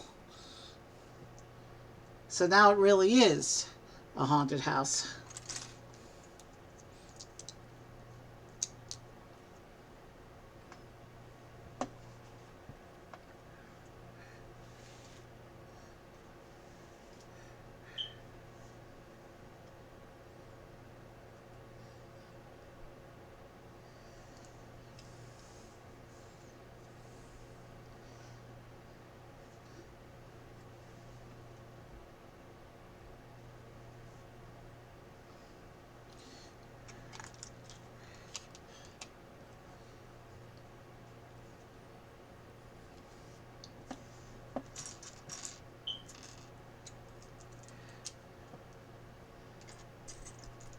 Based on these floor clips, it looks like this side of the house is also going to get a fold out play panel.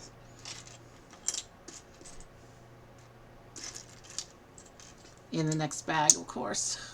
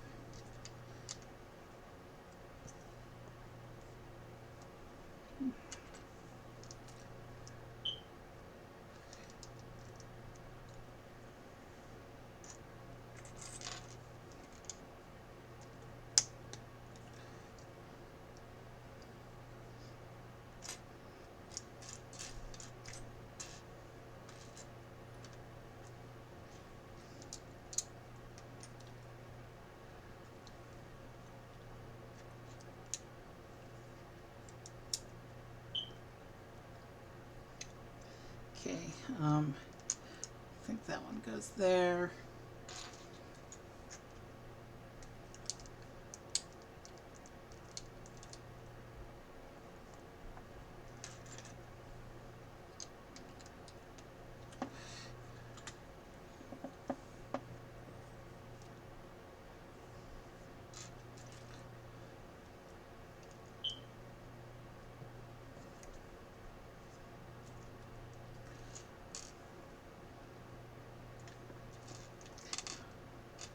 All right.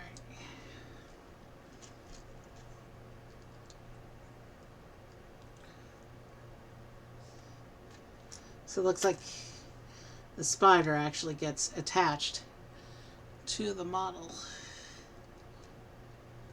as permanent set dressing. We have our little Lego spider there.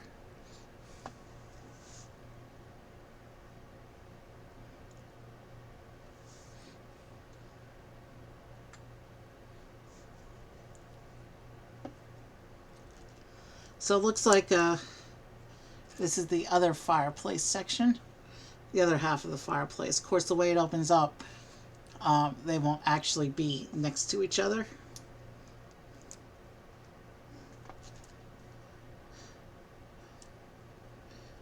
You kind of have to take the quarters off and lay out the quarters next to each other in order to see the fireplace as it's designed. But because the split where they open up is where the fire is, right in the middle of the fireplace.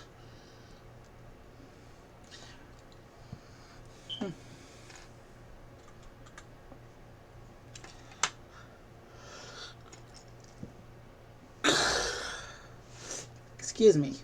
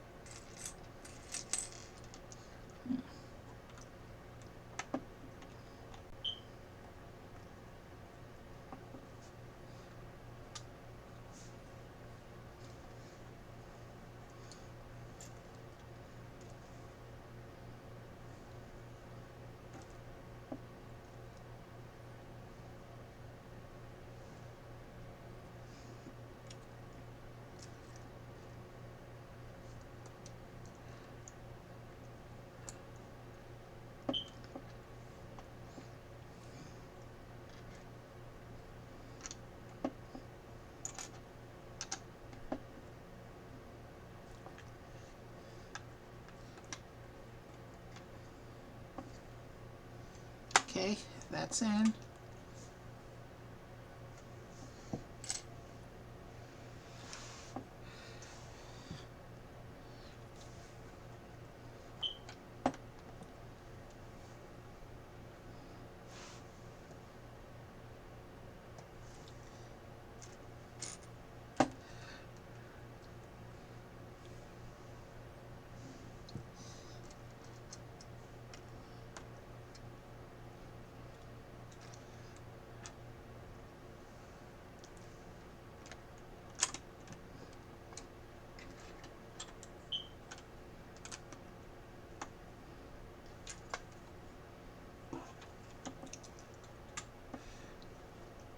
Okay, it looks like we're creating an assembly now, but here's the base of the section so far.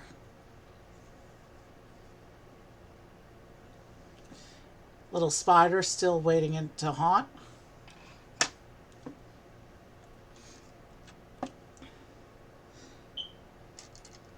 Okay, the inset has what looks like a section of wall attached to a chair. Let's see what this ends up being like.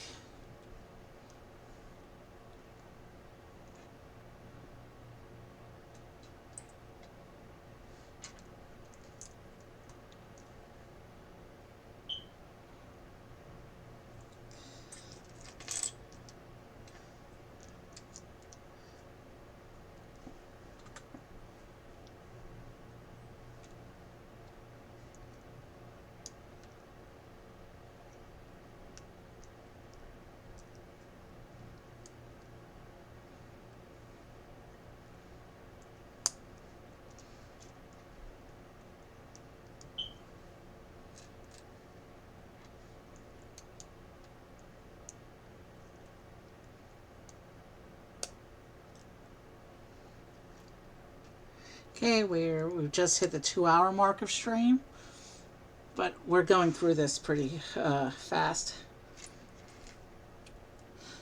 We've only got 3 more numbered bags after this one.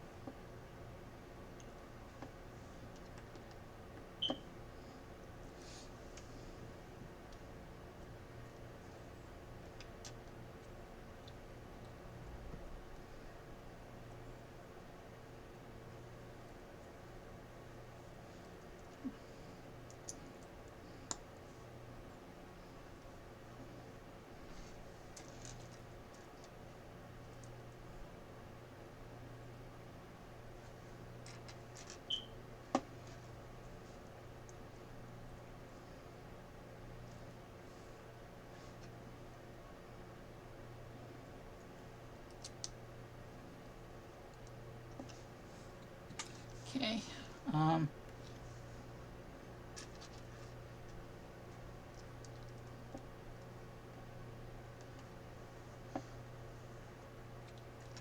So yeah, we're making what looks to be a fancy crimson chair, and it does have a barcode on it.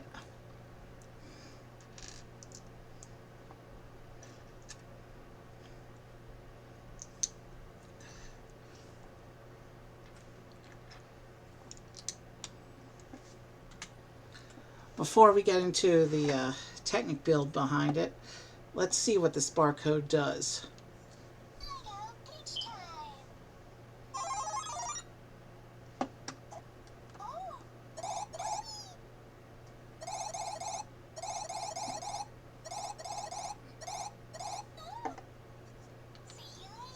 I can't figure it out. I guess we need to put in the mechanism before we know what the chair does.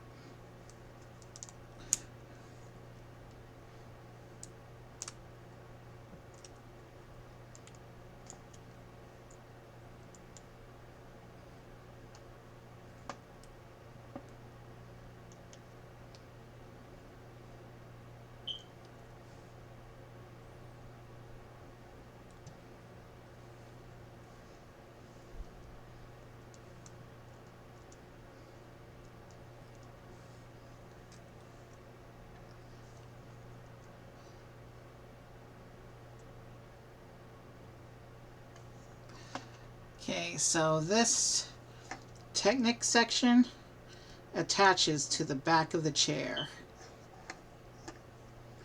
What it does with the back of the chair, I do not know yet.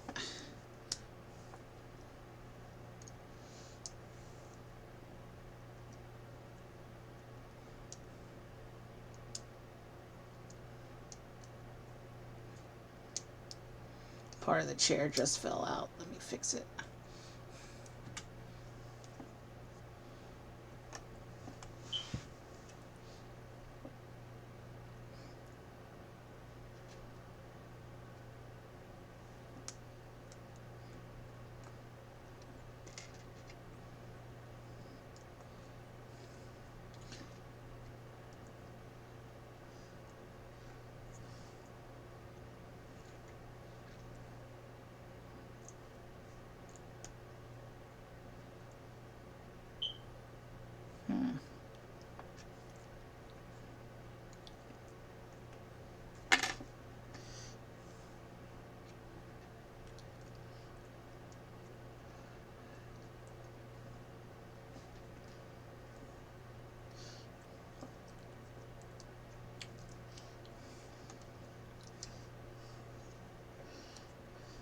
This section attaches onto the other Technic section.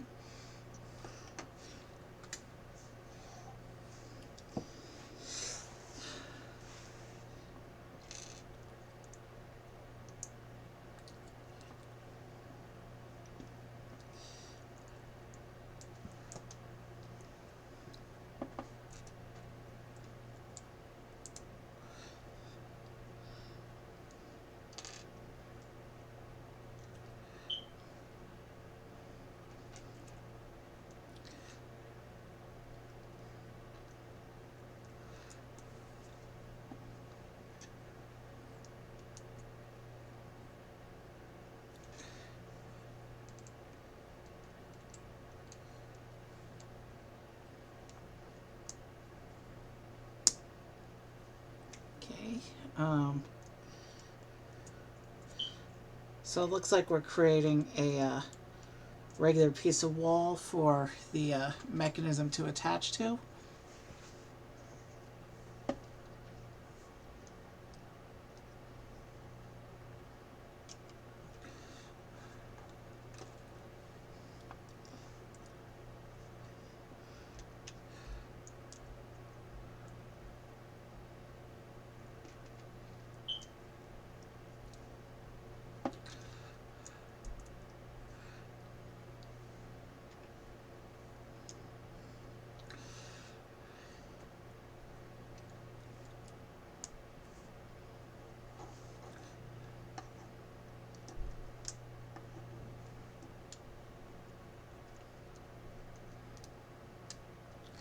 Okay. And then this section attaches. So the chair attaches in front of the spider, but the Technic platform attaches to the roof or the upper level of the assembly like this.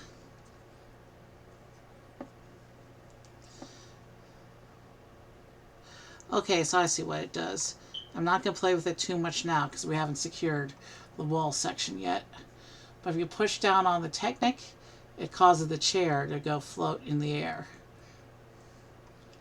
Like a ghost is holding up the chair.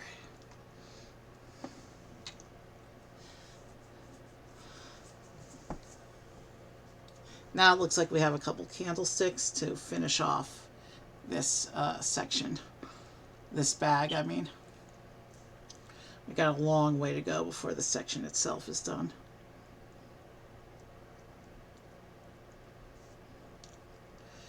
So we have a haunted floating chair now.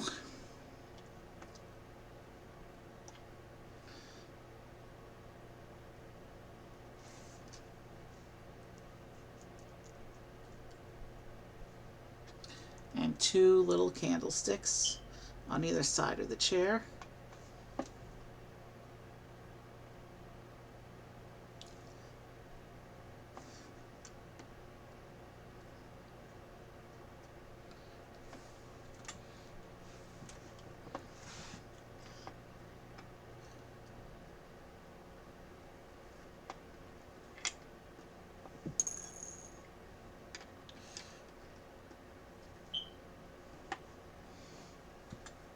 Bag 8.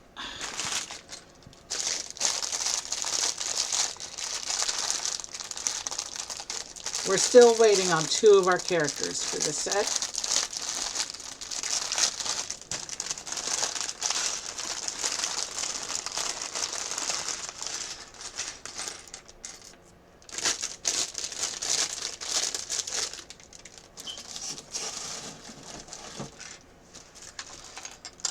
Based on the presence of the standard Mario platform, I believe that this is the last bag for this section, and then the last 2 bags are for set dressing. That's my guess at any rate. Obviously, I won't know for sure until we continue building.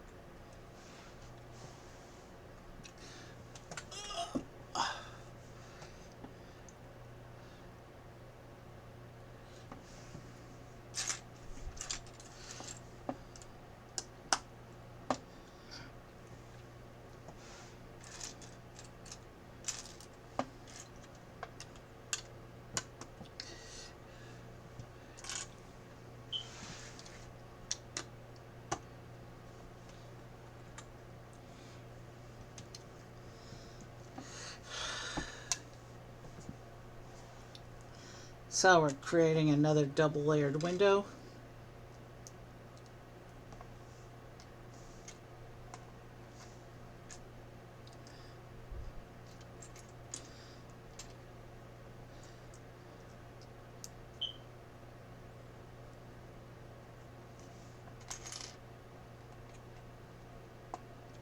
And you know what?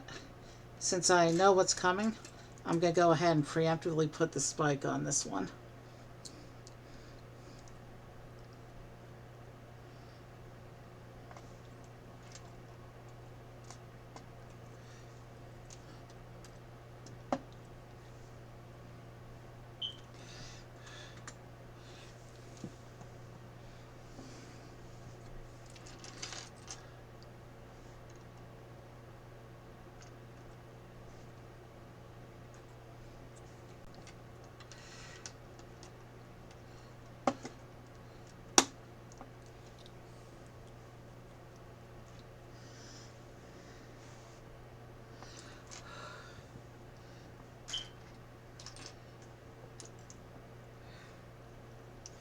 I'm not doing a bio break, but my fan is not angled correctly and I need to fix it.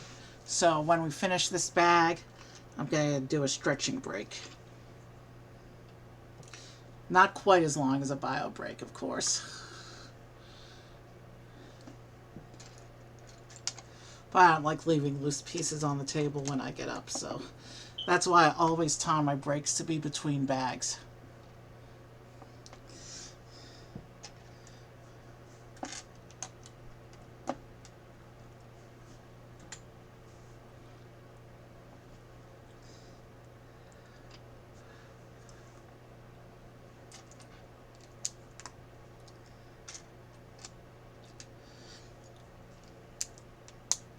Like the other side, this play platform folds up to close the house.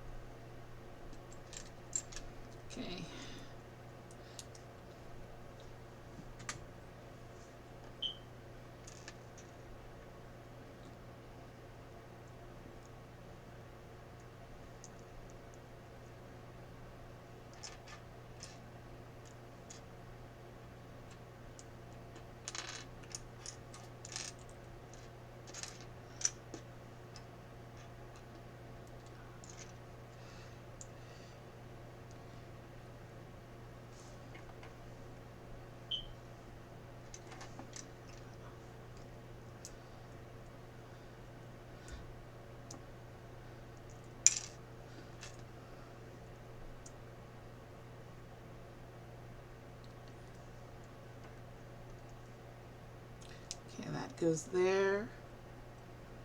And this goes here. And I will preemptively put my spike on.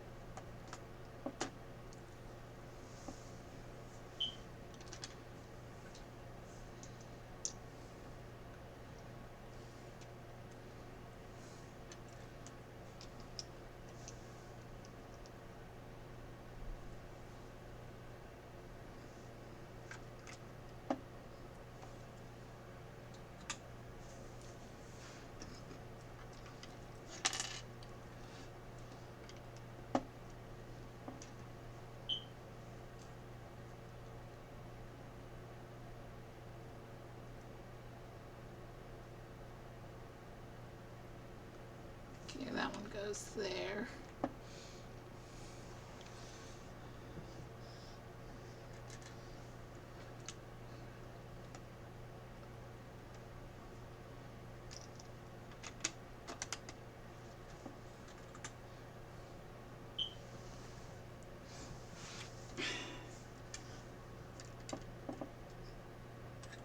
Yeah, I do need to stretch.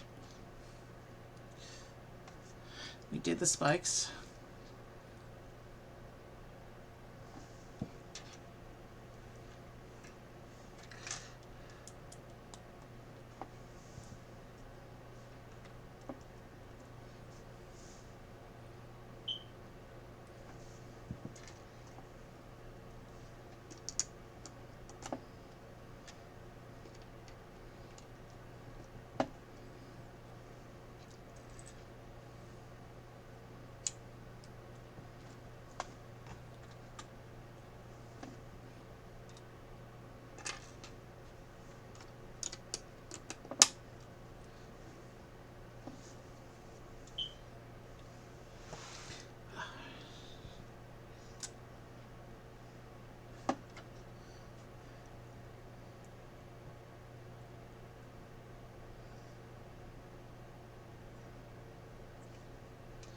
Okay.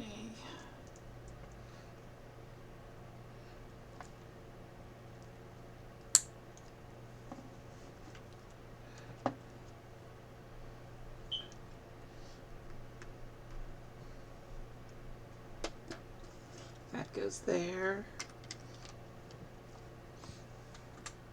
We're almost done with the actual structure of the house.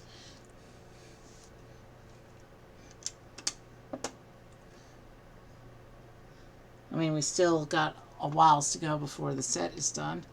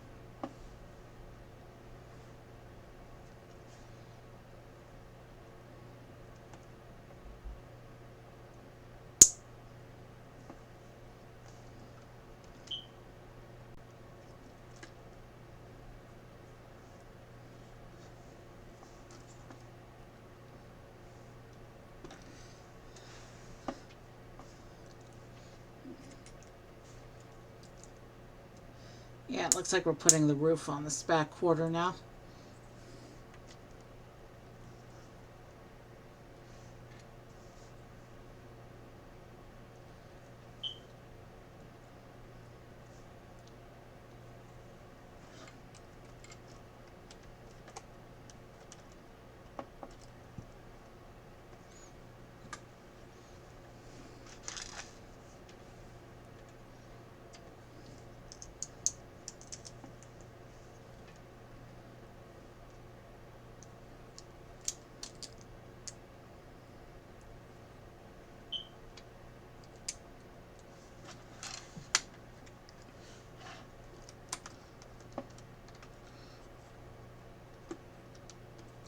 Okay, that roof section is on.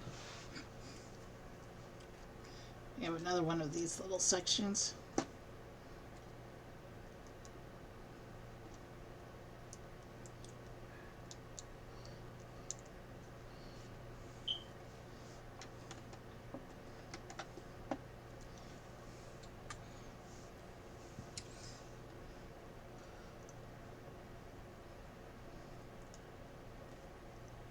Another flower section.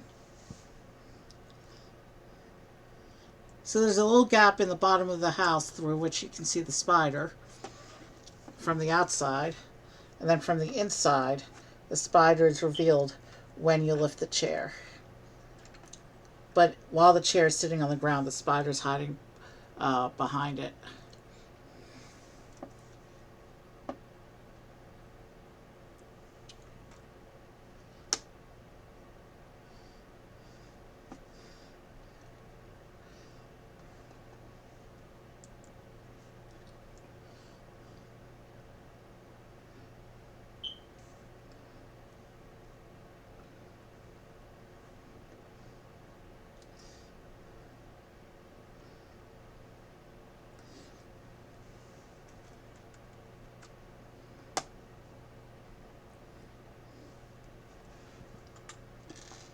Okay, so the instructions show it's time to attach this quarter to the house.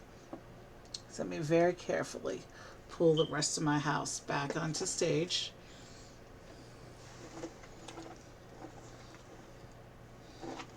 And I guess these attach to these clips the same way these attach to those clips.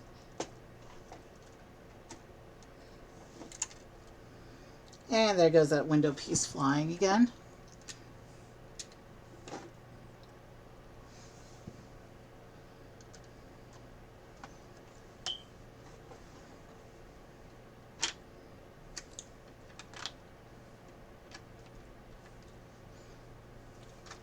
So there's the outside of the house.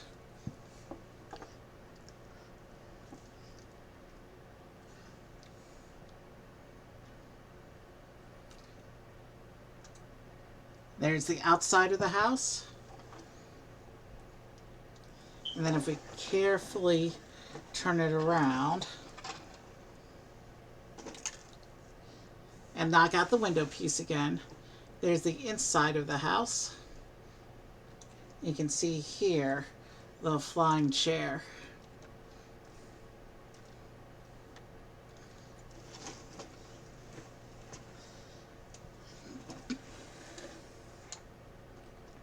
Opened up like this, the house really does have a presence. I'm not going to craggle my Lego. That's blasphemous. But what I might do is get a piece of Gorilla Tape, tiny little piece of Gorilla Tape, to hold this window piece in place, because it won't stay. You know, I'm going to go ahead and fold it up so we can see what the house looks like all closed up.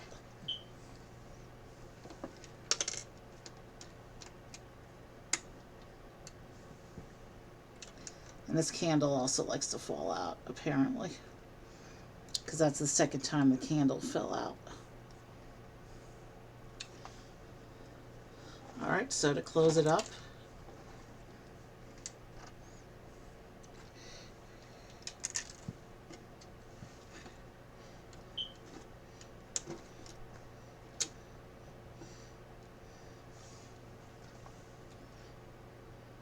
we just fold the quarters in like this. I will turn Shy Boo around so you can see him.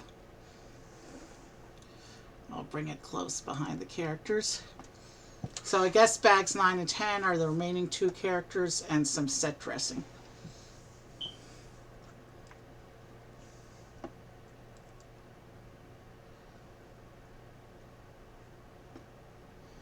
Doesn't look like there's anything to attach the 2 back quarters to keep it secure when closed. But in this nice compact form, I might actually be able to display it. And that time, 2 window sections came down.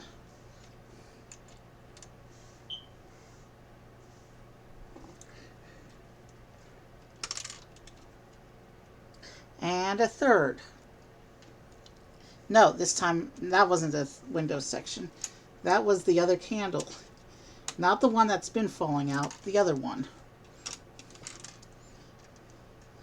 I guess the ghosts don't want a perfect house, because then it would be too nice to be haunted.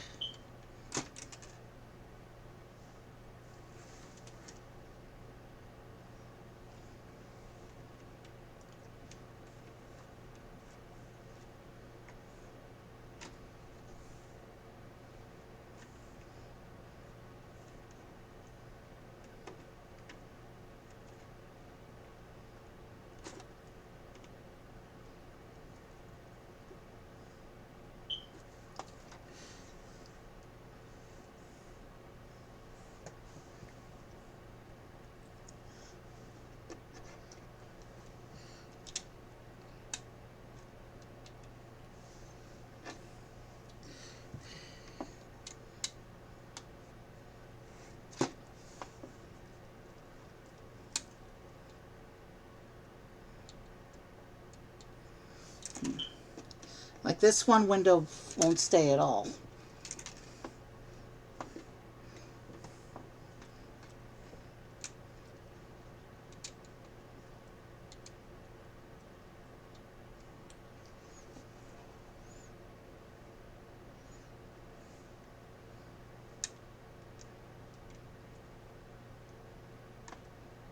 Okay. I gotta keep it open because there's exposed clips, meaning I'm not quite done with the interior yet.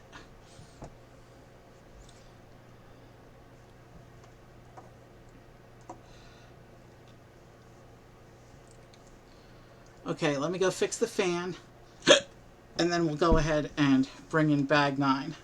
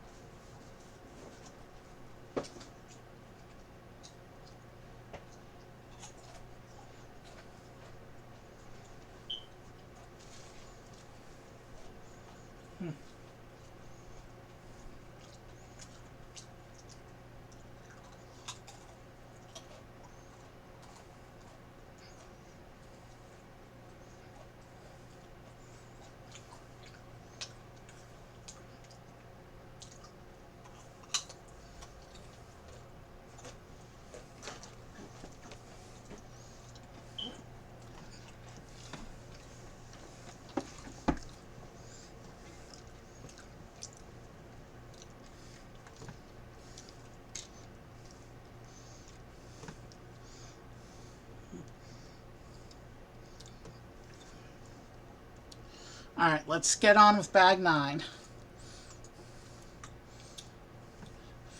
So 9 looks like it's an interaction platform.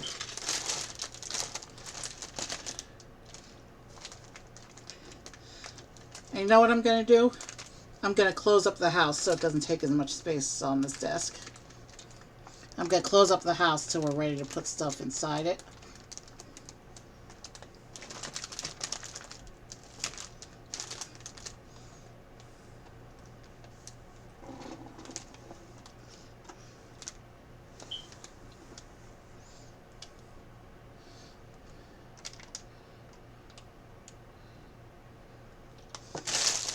Oh, bag 9 contains King Boo. I can see his face tile staring at me through the bag.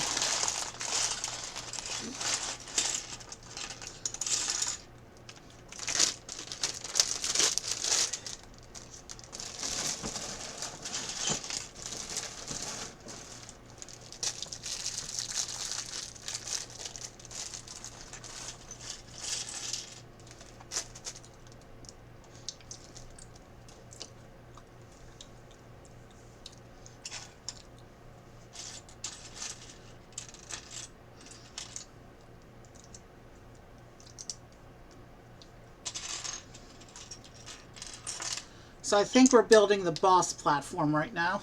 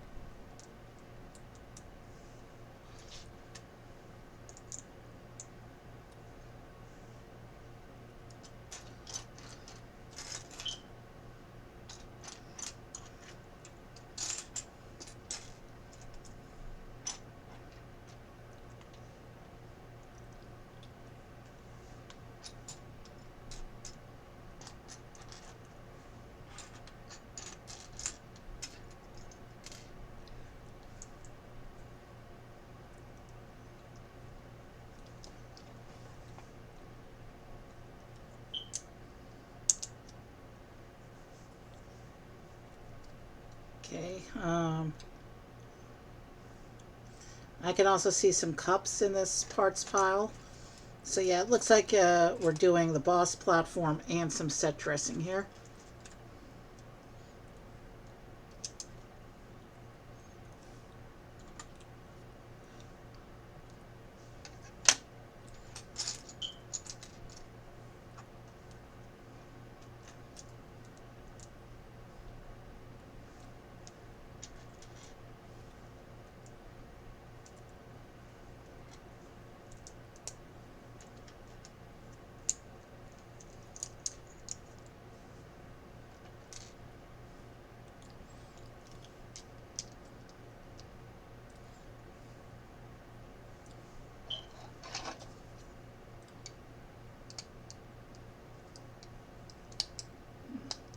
So it looks like we have this platform going on a turntable.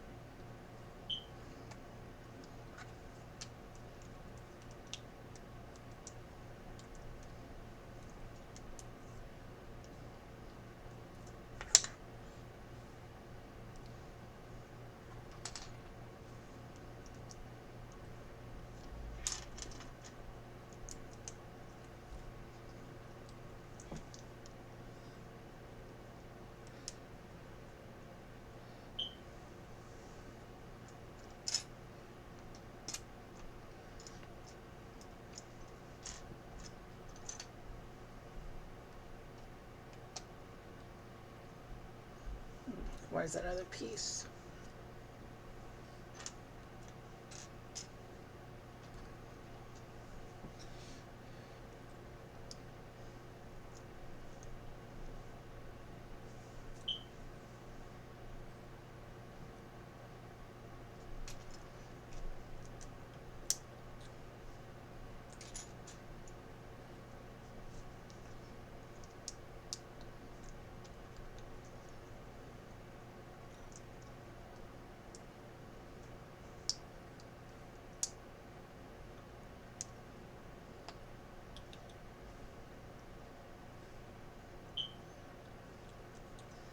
Okay.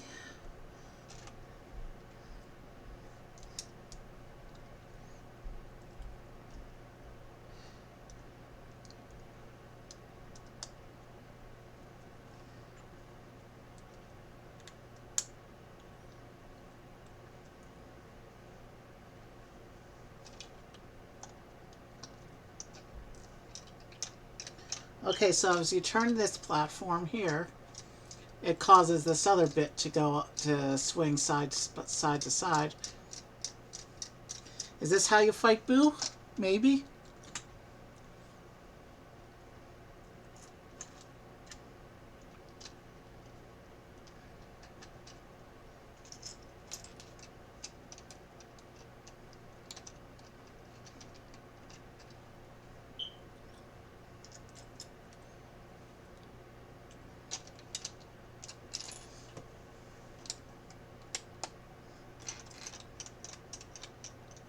Interesting.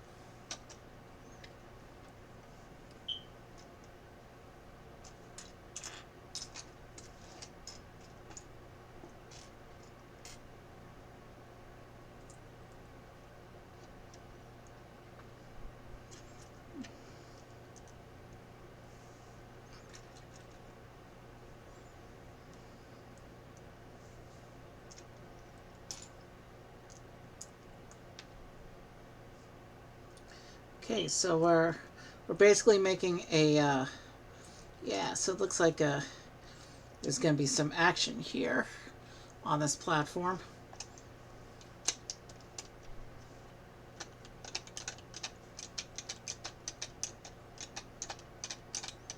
Yeah, it rocks the main section of the platform like that. Interesting. And it shows us putting this in the middle of the back of the house. So let's see if I can get back inside the house to put this in.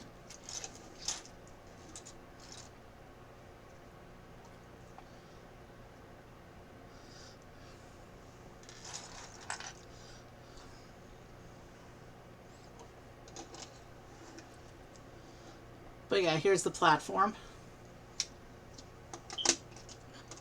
And yeah, this just... You know what? Before I attach it to the house, let's go ahead and finish King Boo so I can show you how it works.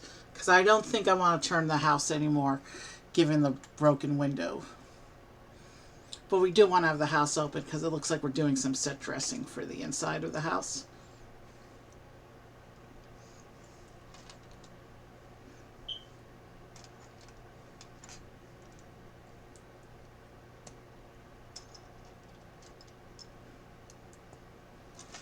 So it looks like we're building another bookshelf section here.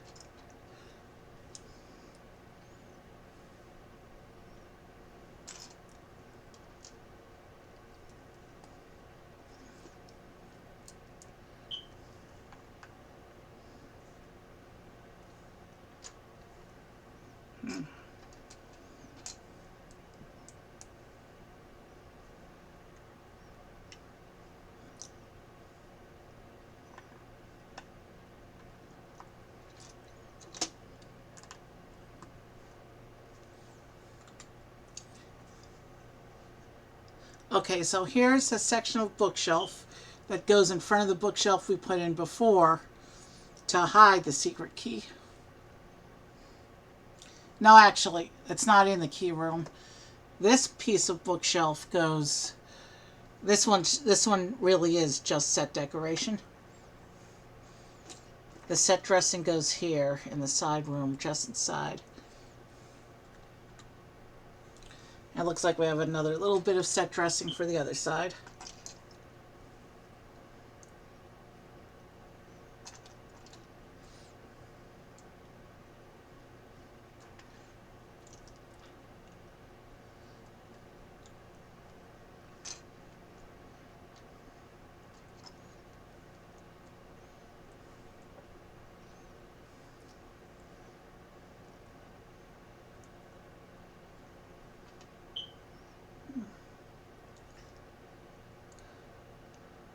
The lightsaber piece uses a fancy flashlight. Interesting.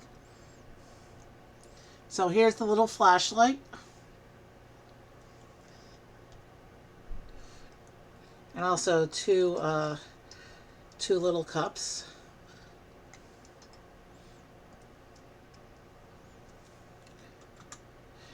And this is set dressing for the other side of the entrance.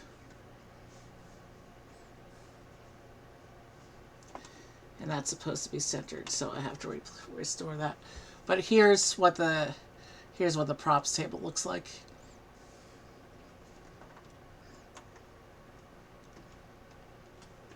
So it's a flashlight and two cups.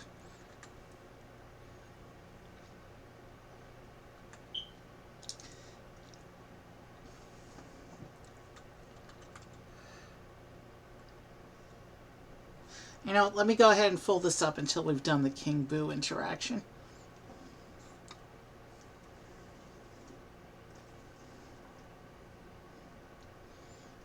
Now we have space to work with here. Looks like King Boo is big. He's on a 6x6 base plate.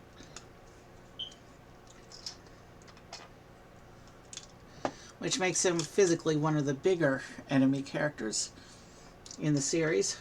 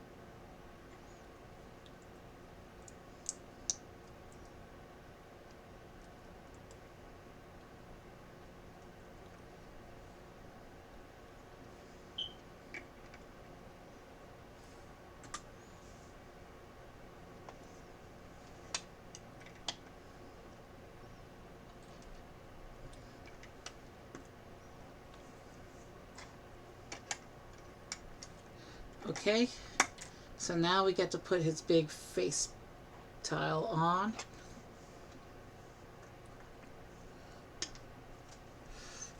There's his face tile. A little creepy, a little cute at the same time.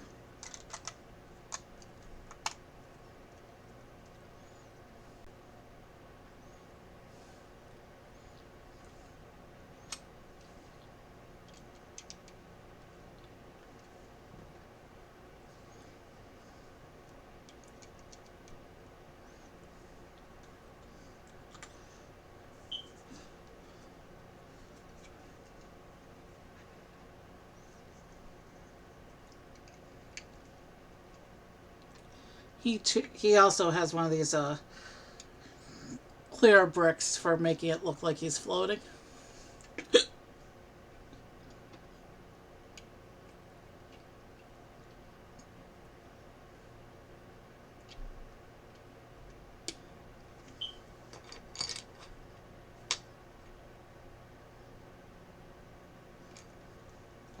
And he's got a jewel in his crown.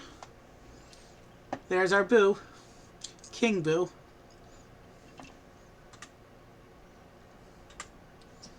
Okay, so I guess he's supposed to go on the platform like this.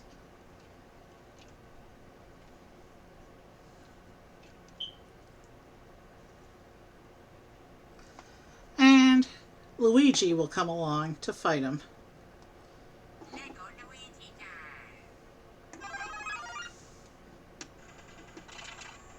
Okay, so standing on the platform plays the boss music.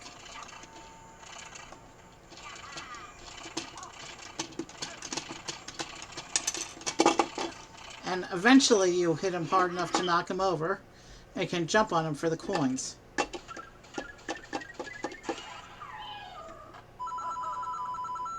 How many hits was that?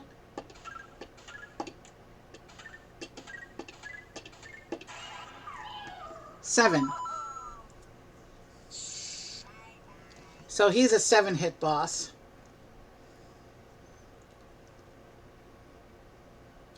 And because the platform has to be folded up inside the mansion, you can't actually put him on the platform right away. I guess there's a story moding you have to do.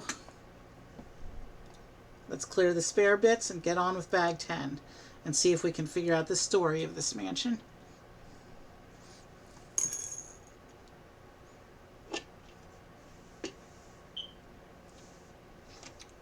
Meanwhile, I'll go ahead and attach the platform inside now that we saw what it does.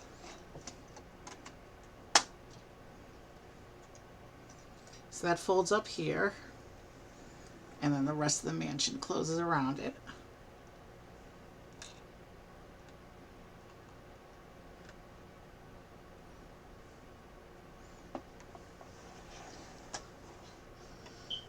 I have a feeling I'll need to see the action from the front for bag 10, because it looks like bag 10 is some more set dressing.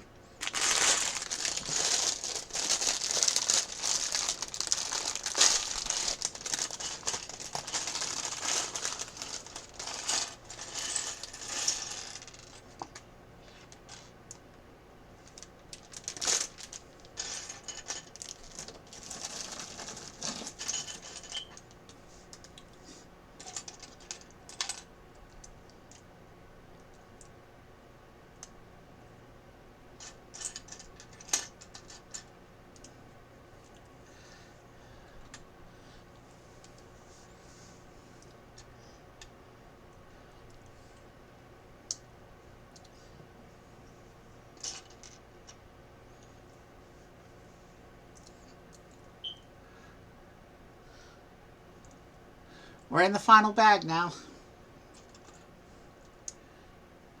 Our celebration of Halloween is almost over. But our celebration of Lego, not so much. Got a lot of Lego content coming on the channel.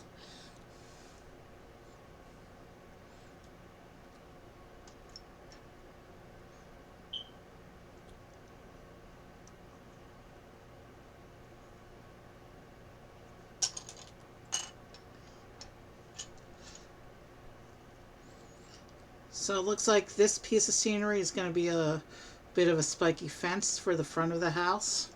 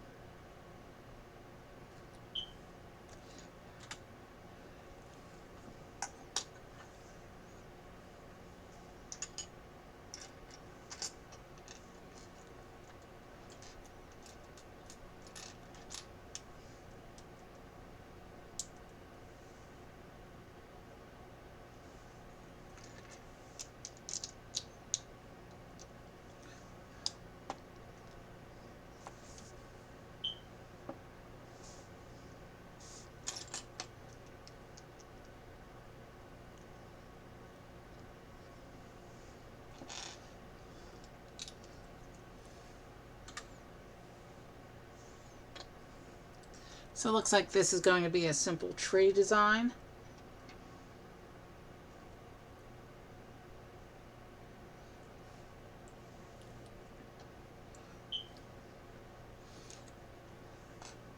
Not nearly as annoying as those trees from last week.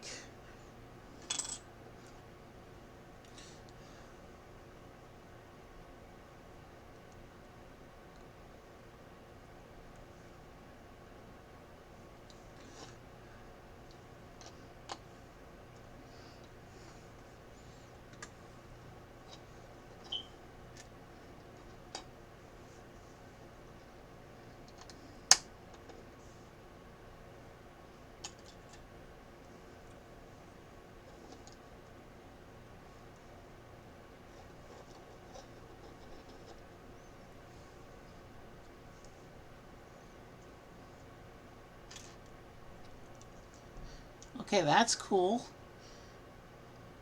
This tree has in front of it a tombstone.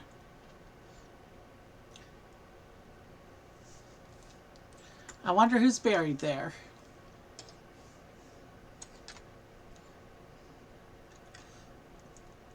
Okay, so it looks like we have a locked chest we're putting on with a gemstone inside. It looks like this is the treasure that the key inside from fighting Shibu unlocks. Speaking of which, he can face the camera too while we're here.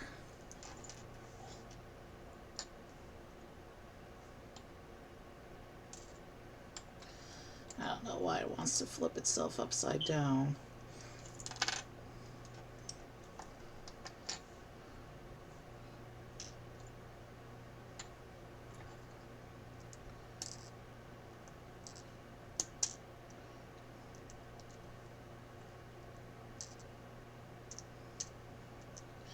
The other gemstone in the shipwreck also wanted to be upside down for some reason.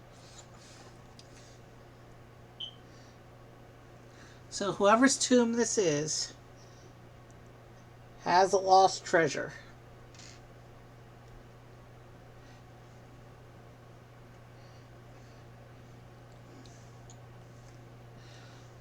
Although if Shibu is protecting the key to the treasure, that suggests that Shibu is the ghost of whoever this grave is. Now I'm just reading too much into the situation, I guess, and making bizarre fan theories.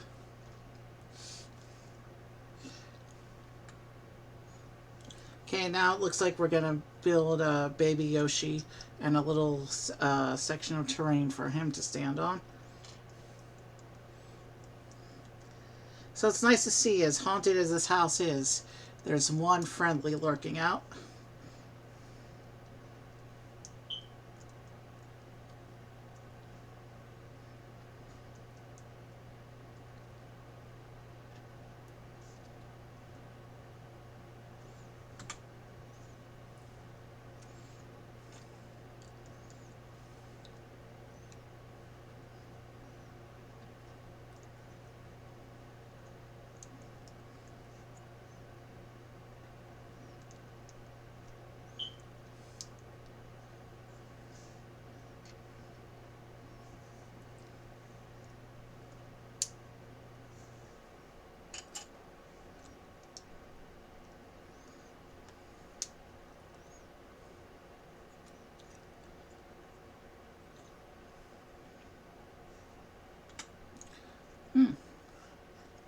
The baby Yoshis are actually fat. Interesting.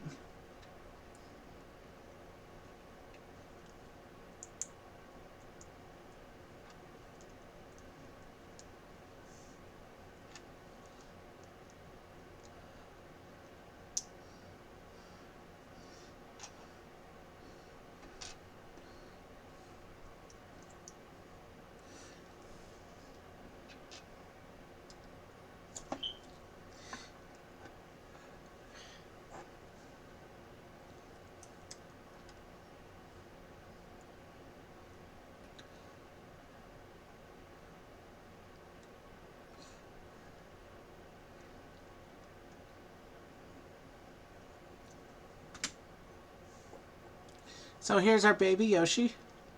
You can see how fat he is compared with regular Yoshis.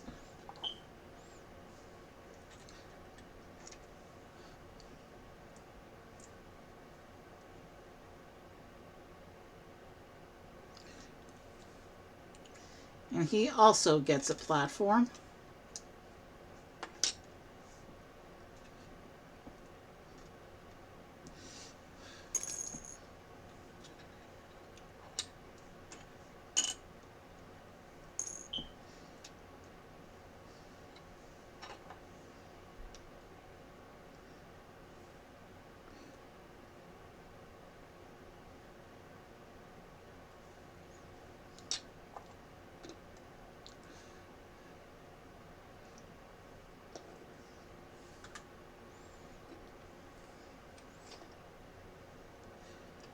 Okay. And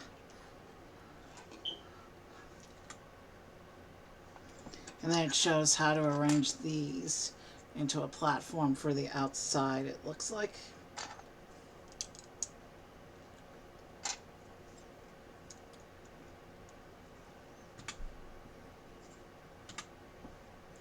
So we put the tree with the locked treasure on one side.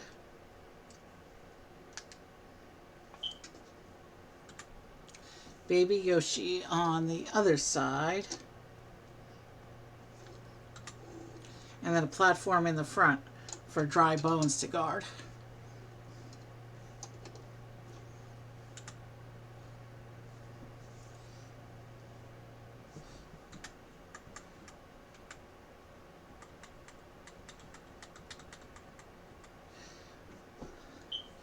And you know what?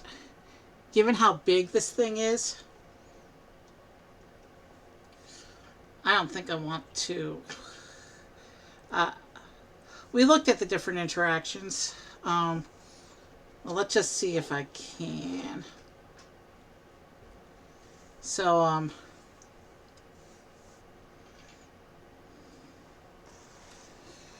the house.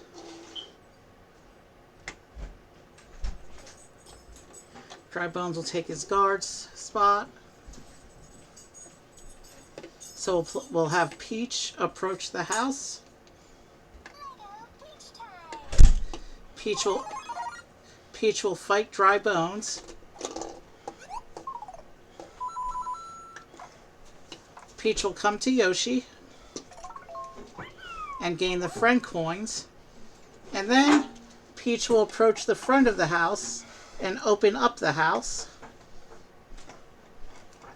And these doors actually do open. So the house opens up and Peach can go inside. Now we come around here and we will actually open the house. Let's see if I can do this with it facing away from me. And so now Peach will come into the house and she'll get on the chair for a little bit.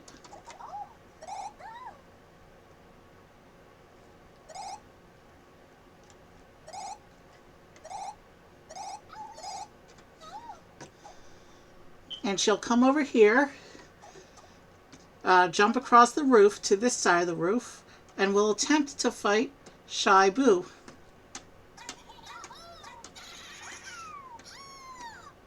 But she's scared of Shy Boo. But if she fights him enough, it reveals the key. She jumps down.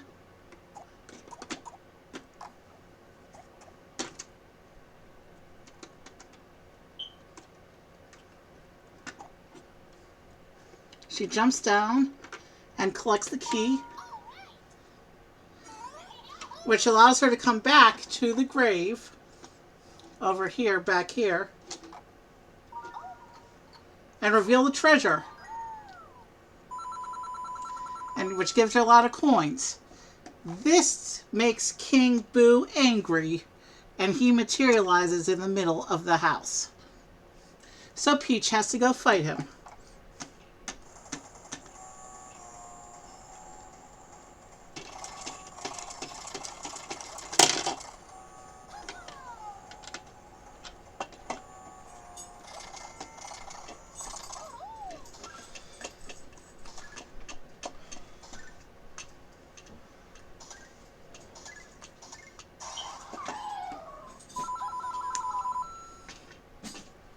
And with that, King Boo is defeated, Peach gets the treasure, and can leave the house.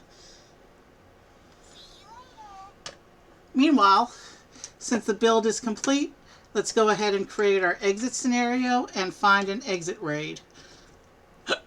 So let's create an exit view. So we'll close up the house. And actually, just let me check. Yeah, that window fell out again. But the bookshelf actually holds it where it's near where it's supposed to be. So it didn't go scattering this time. And since this part's supposed to attach in front of the house, let's go ahead and close up the house, and we can do that.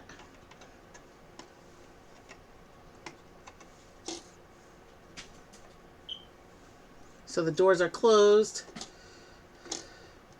The platforms are attached. And we can put Shy Boo facing out towards the camera. Dry Bones can stand guard. And we'll have King Boo. He'll sit over here in this big gap in the roof to look out over the coming heroes.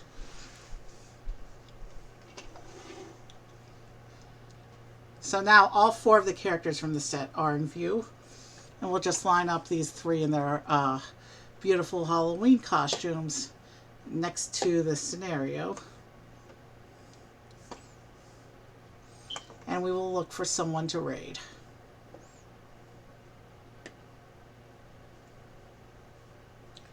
How long did I have the instructions off for?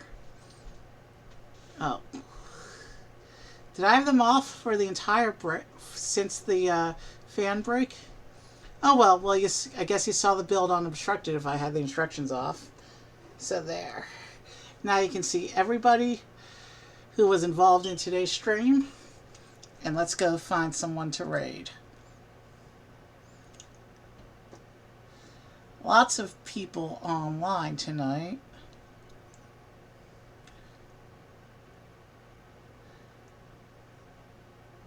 Issa's on. How long has she been going? I want to make sure we're not going to raid into and close. Issa's always a good time.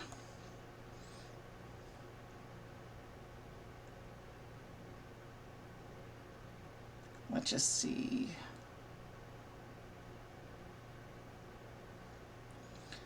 You know what? It's giving me a forced ad. It won't do that if I raid. So let's just raid in and pray they're not ending. We're going to raid Issa tonight. She's a good show. Everyone have a happy Halloween. And I will probably see you on Saturday. I got a Lego City special planned for my next stream. So I'm looking forward to that. And we will see you soon. Have a happy Halloween. And I'll see you this weekend. Good night.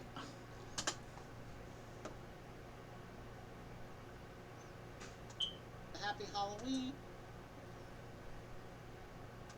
Saturday. I got some.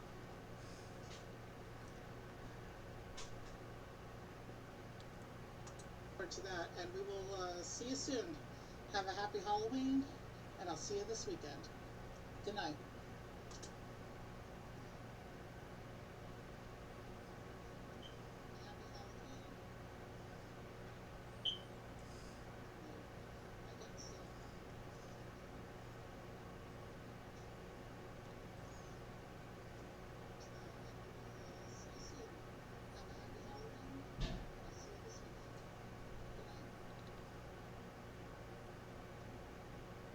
Pelucas, pero Dios, de verdad que.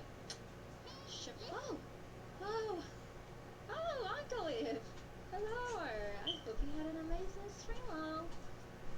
Welcome in.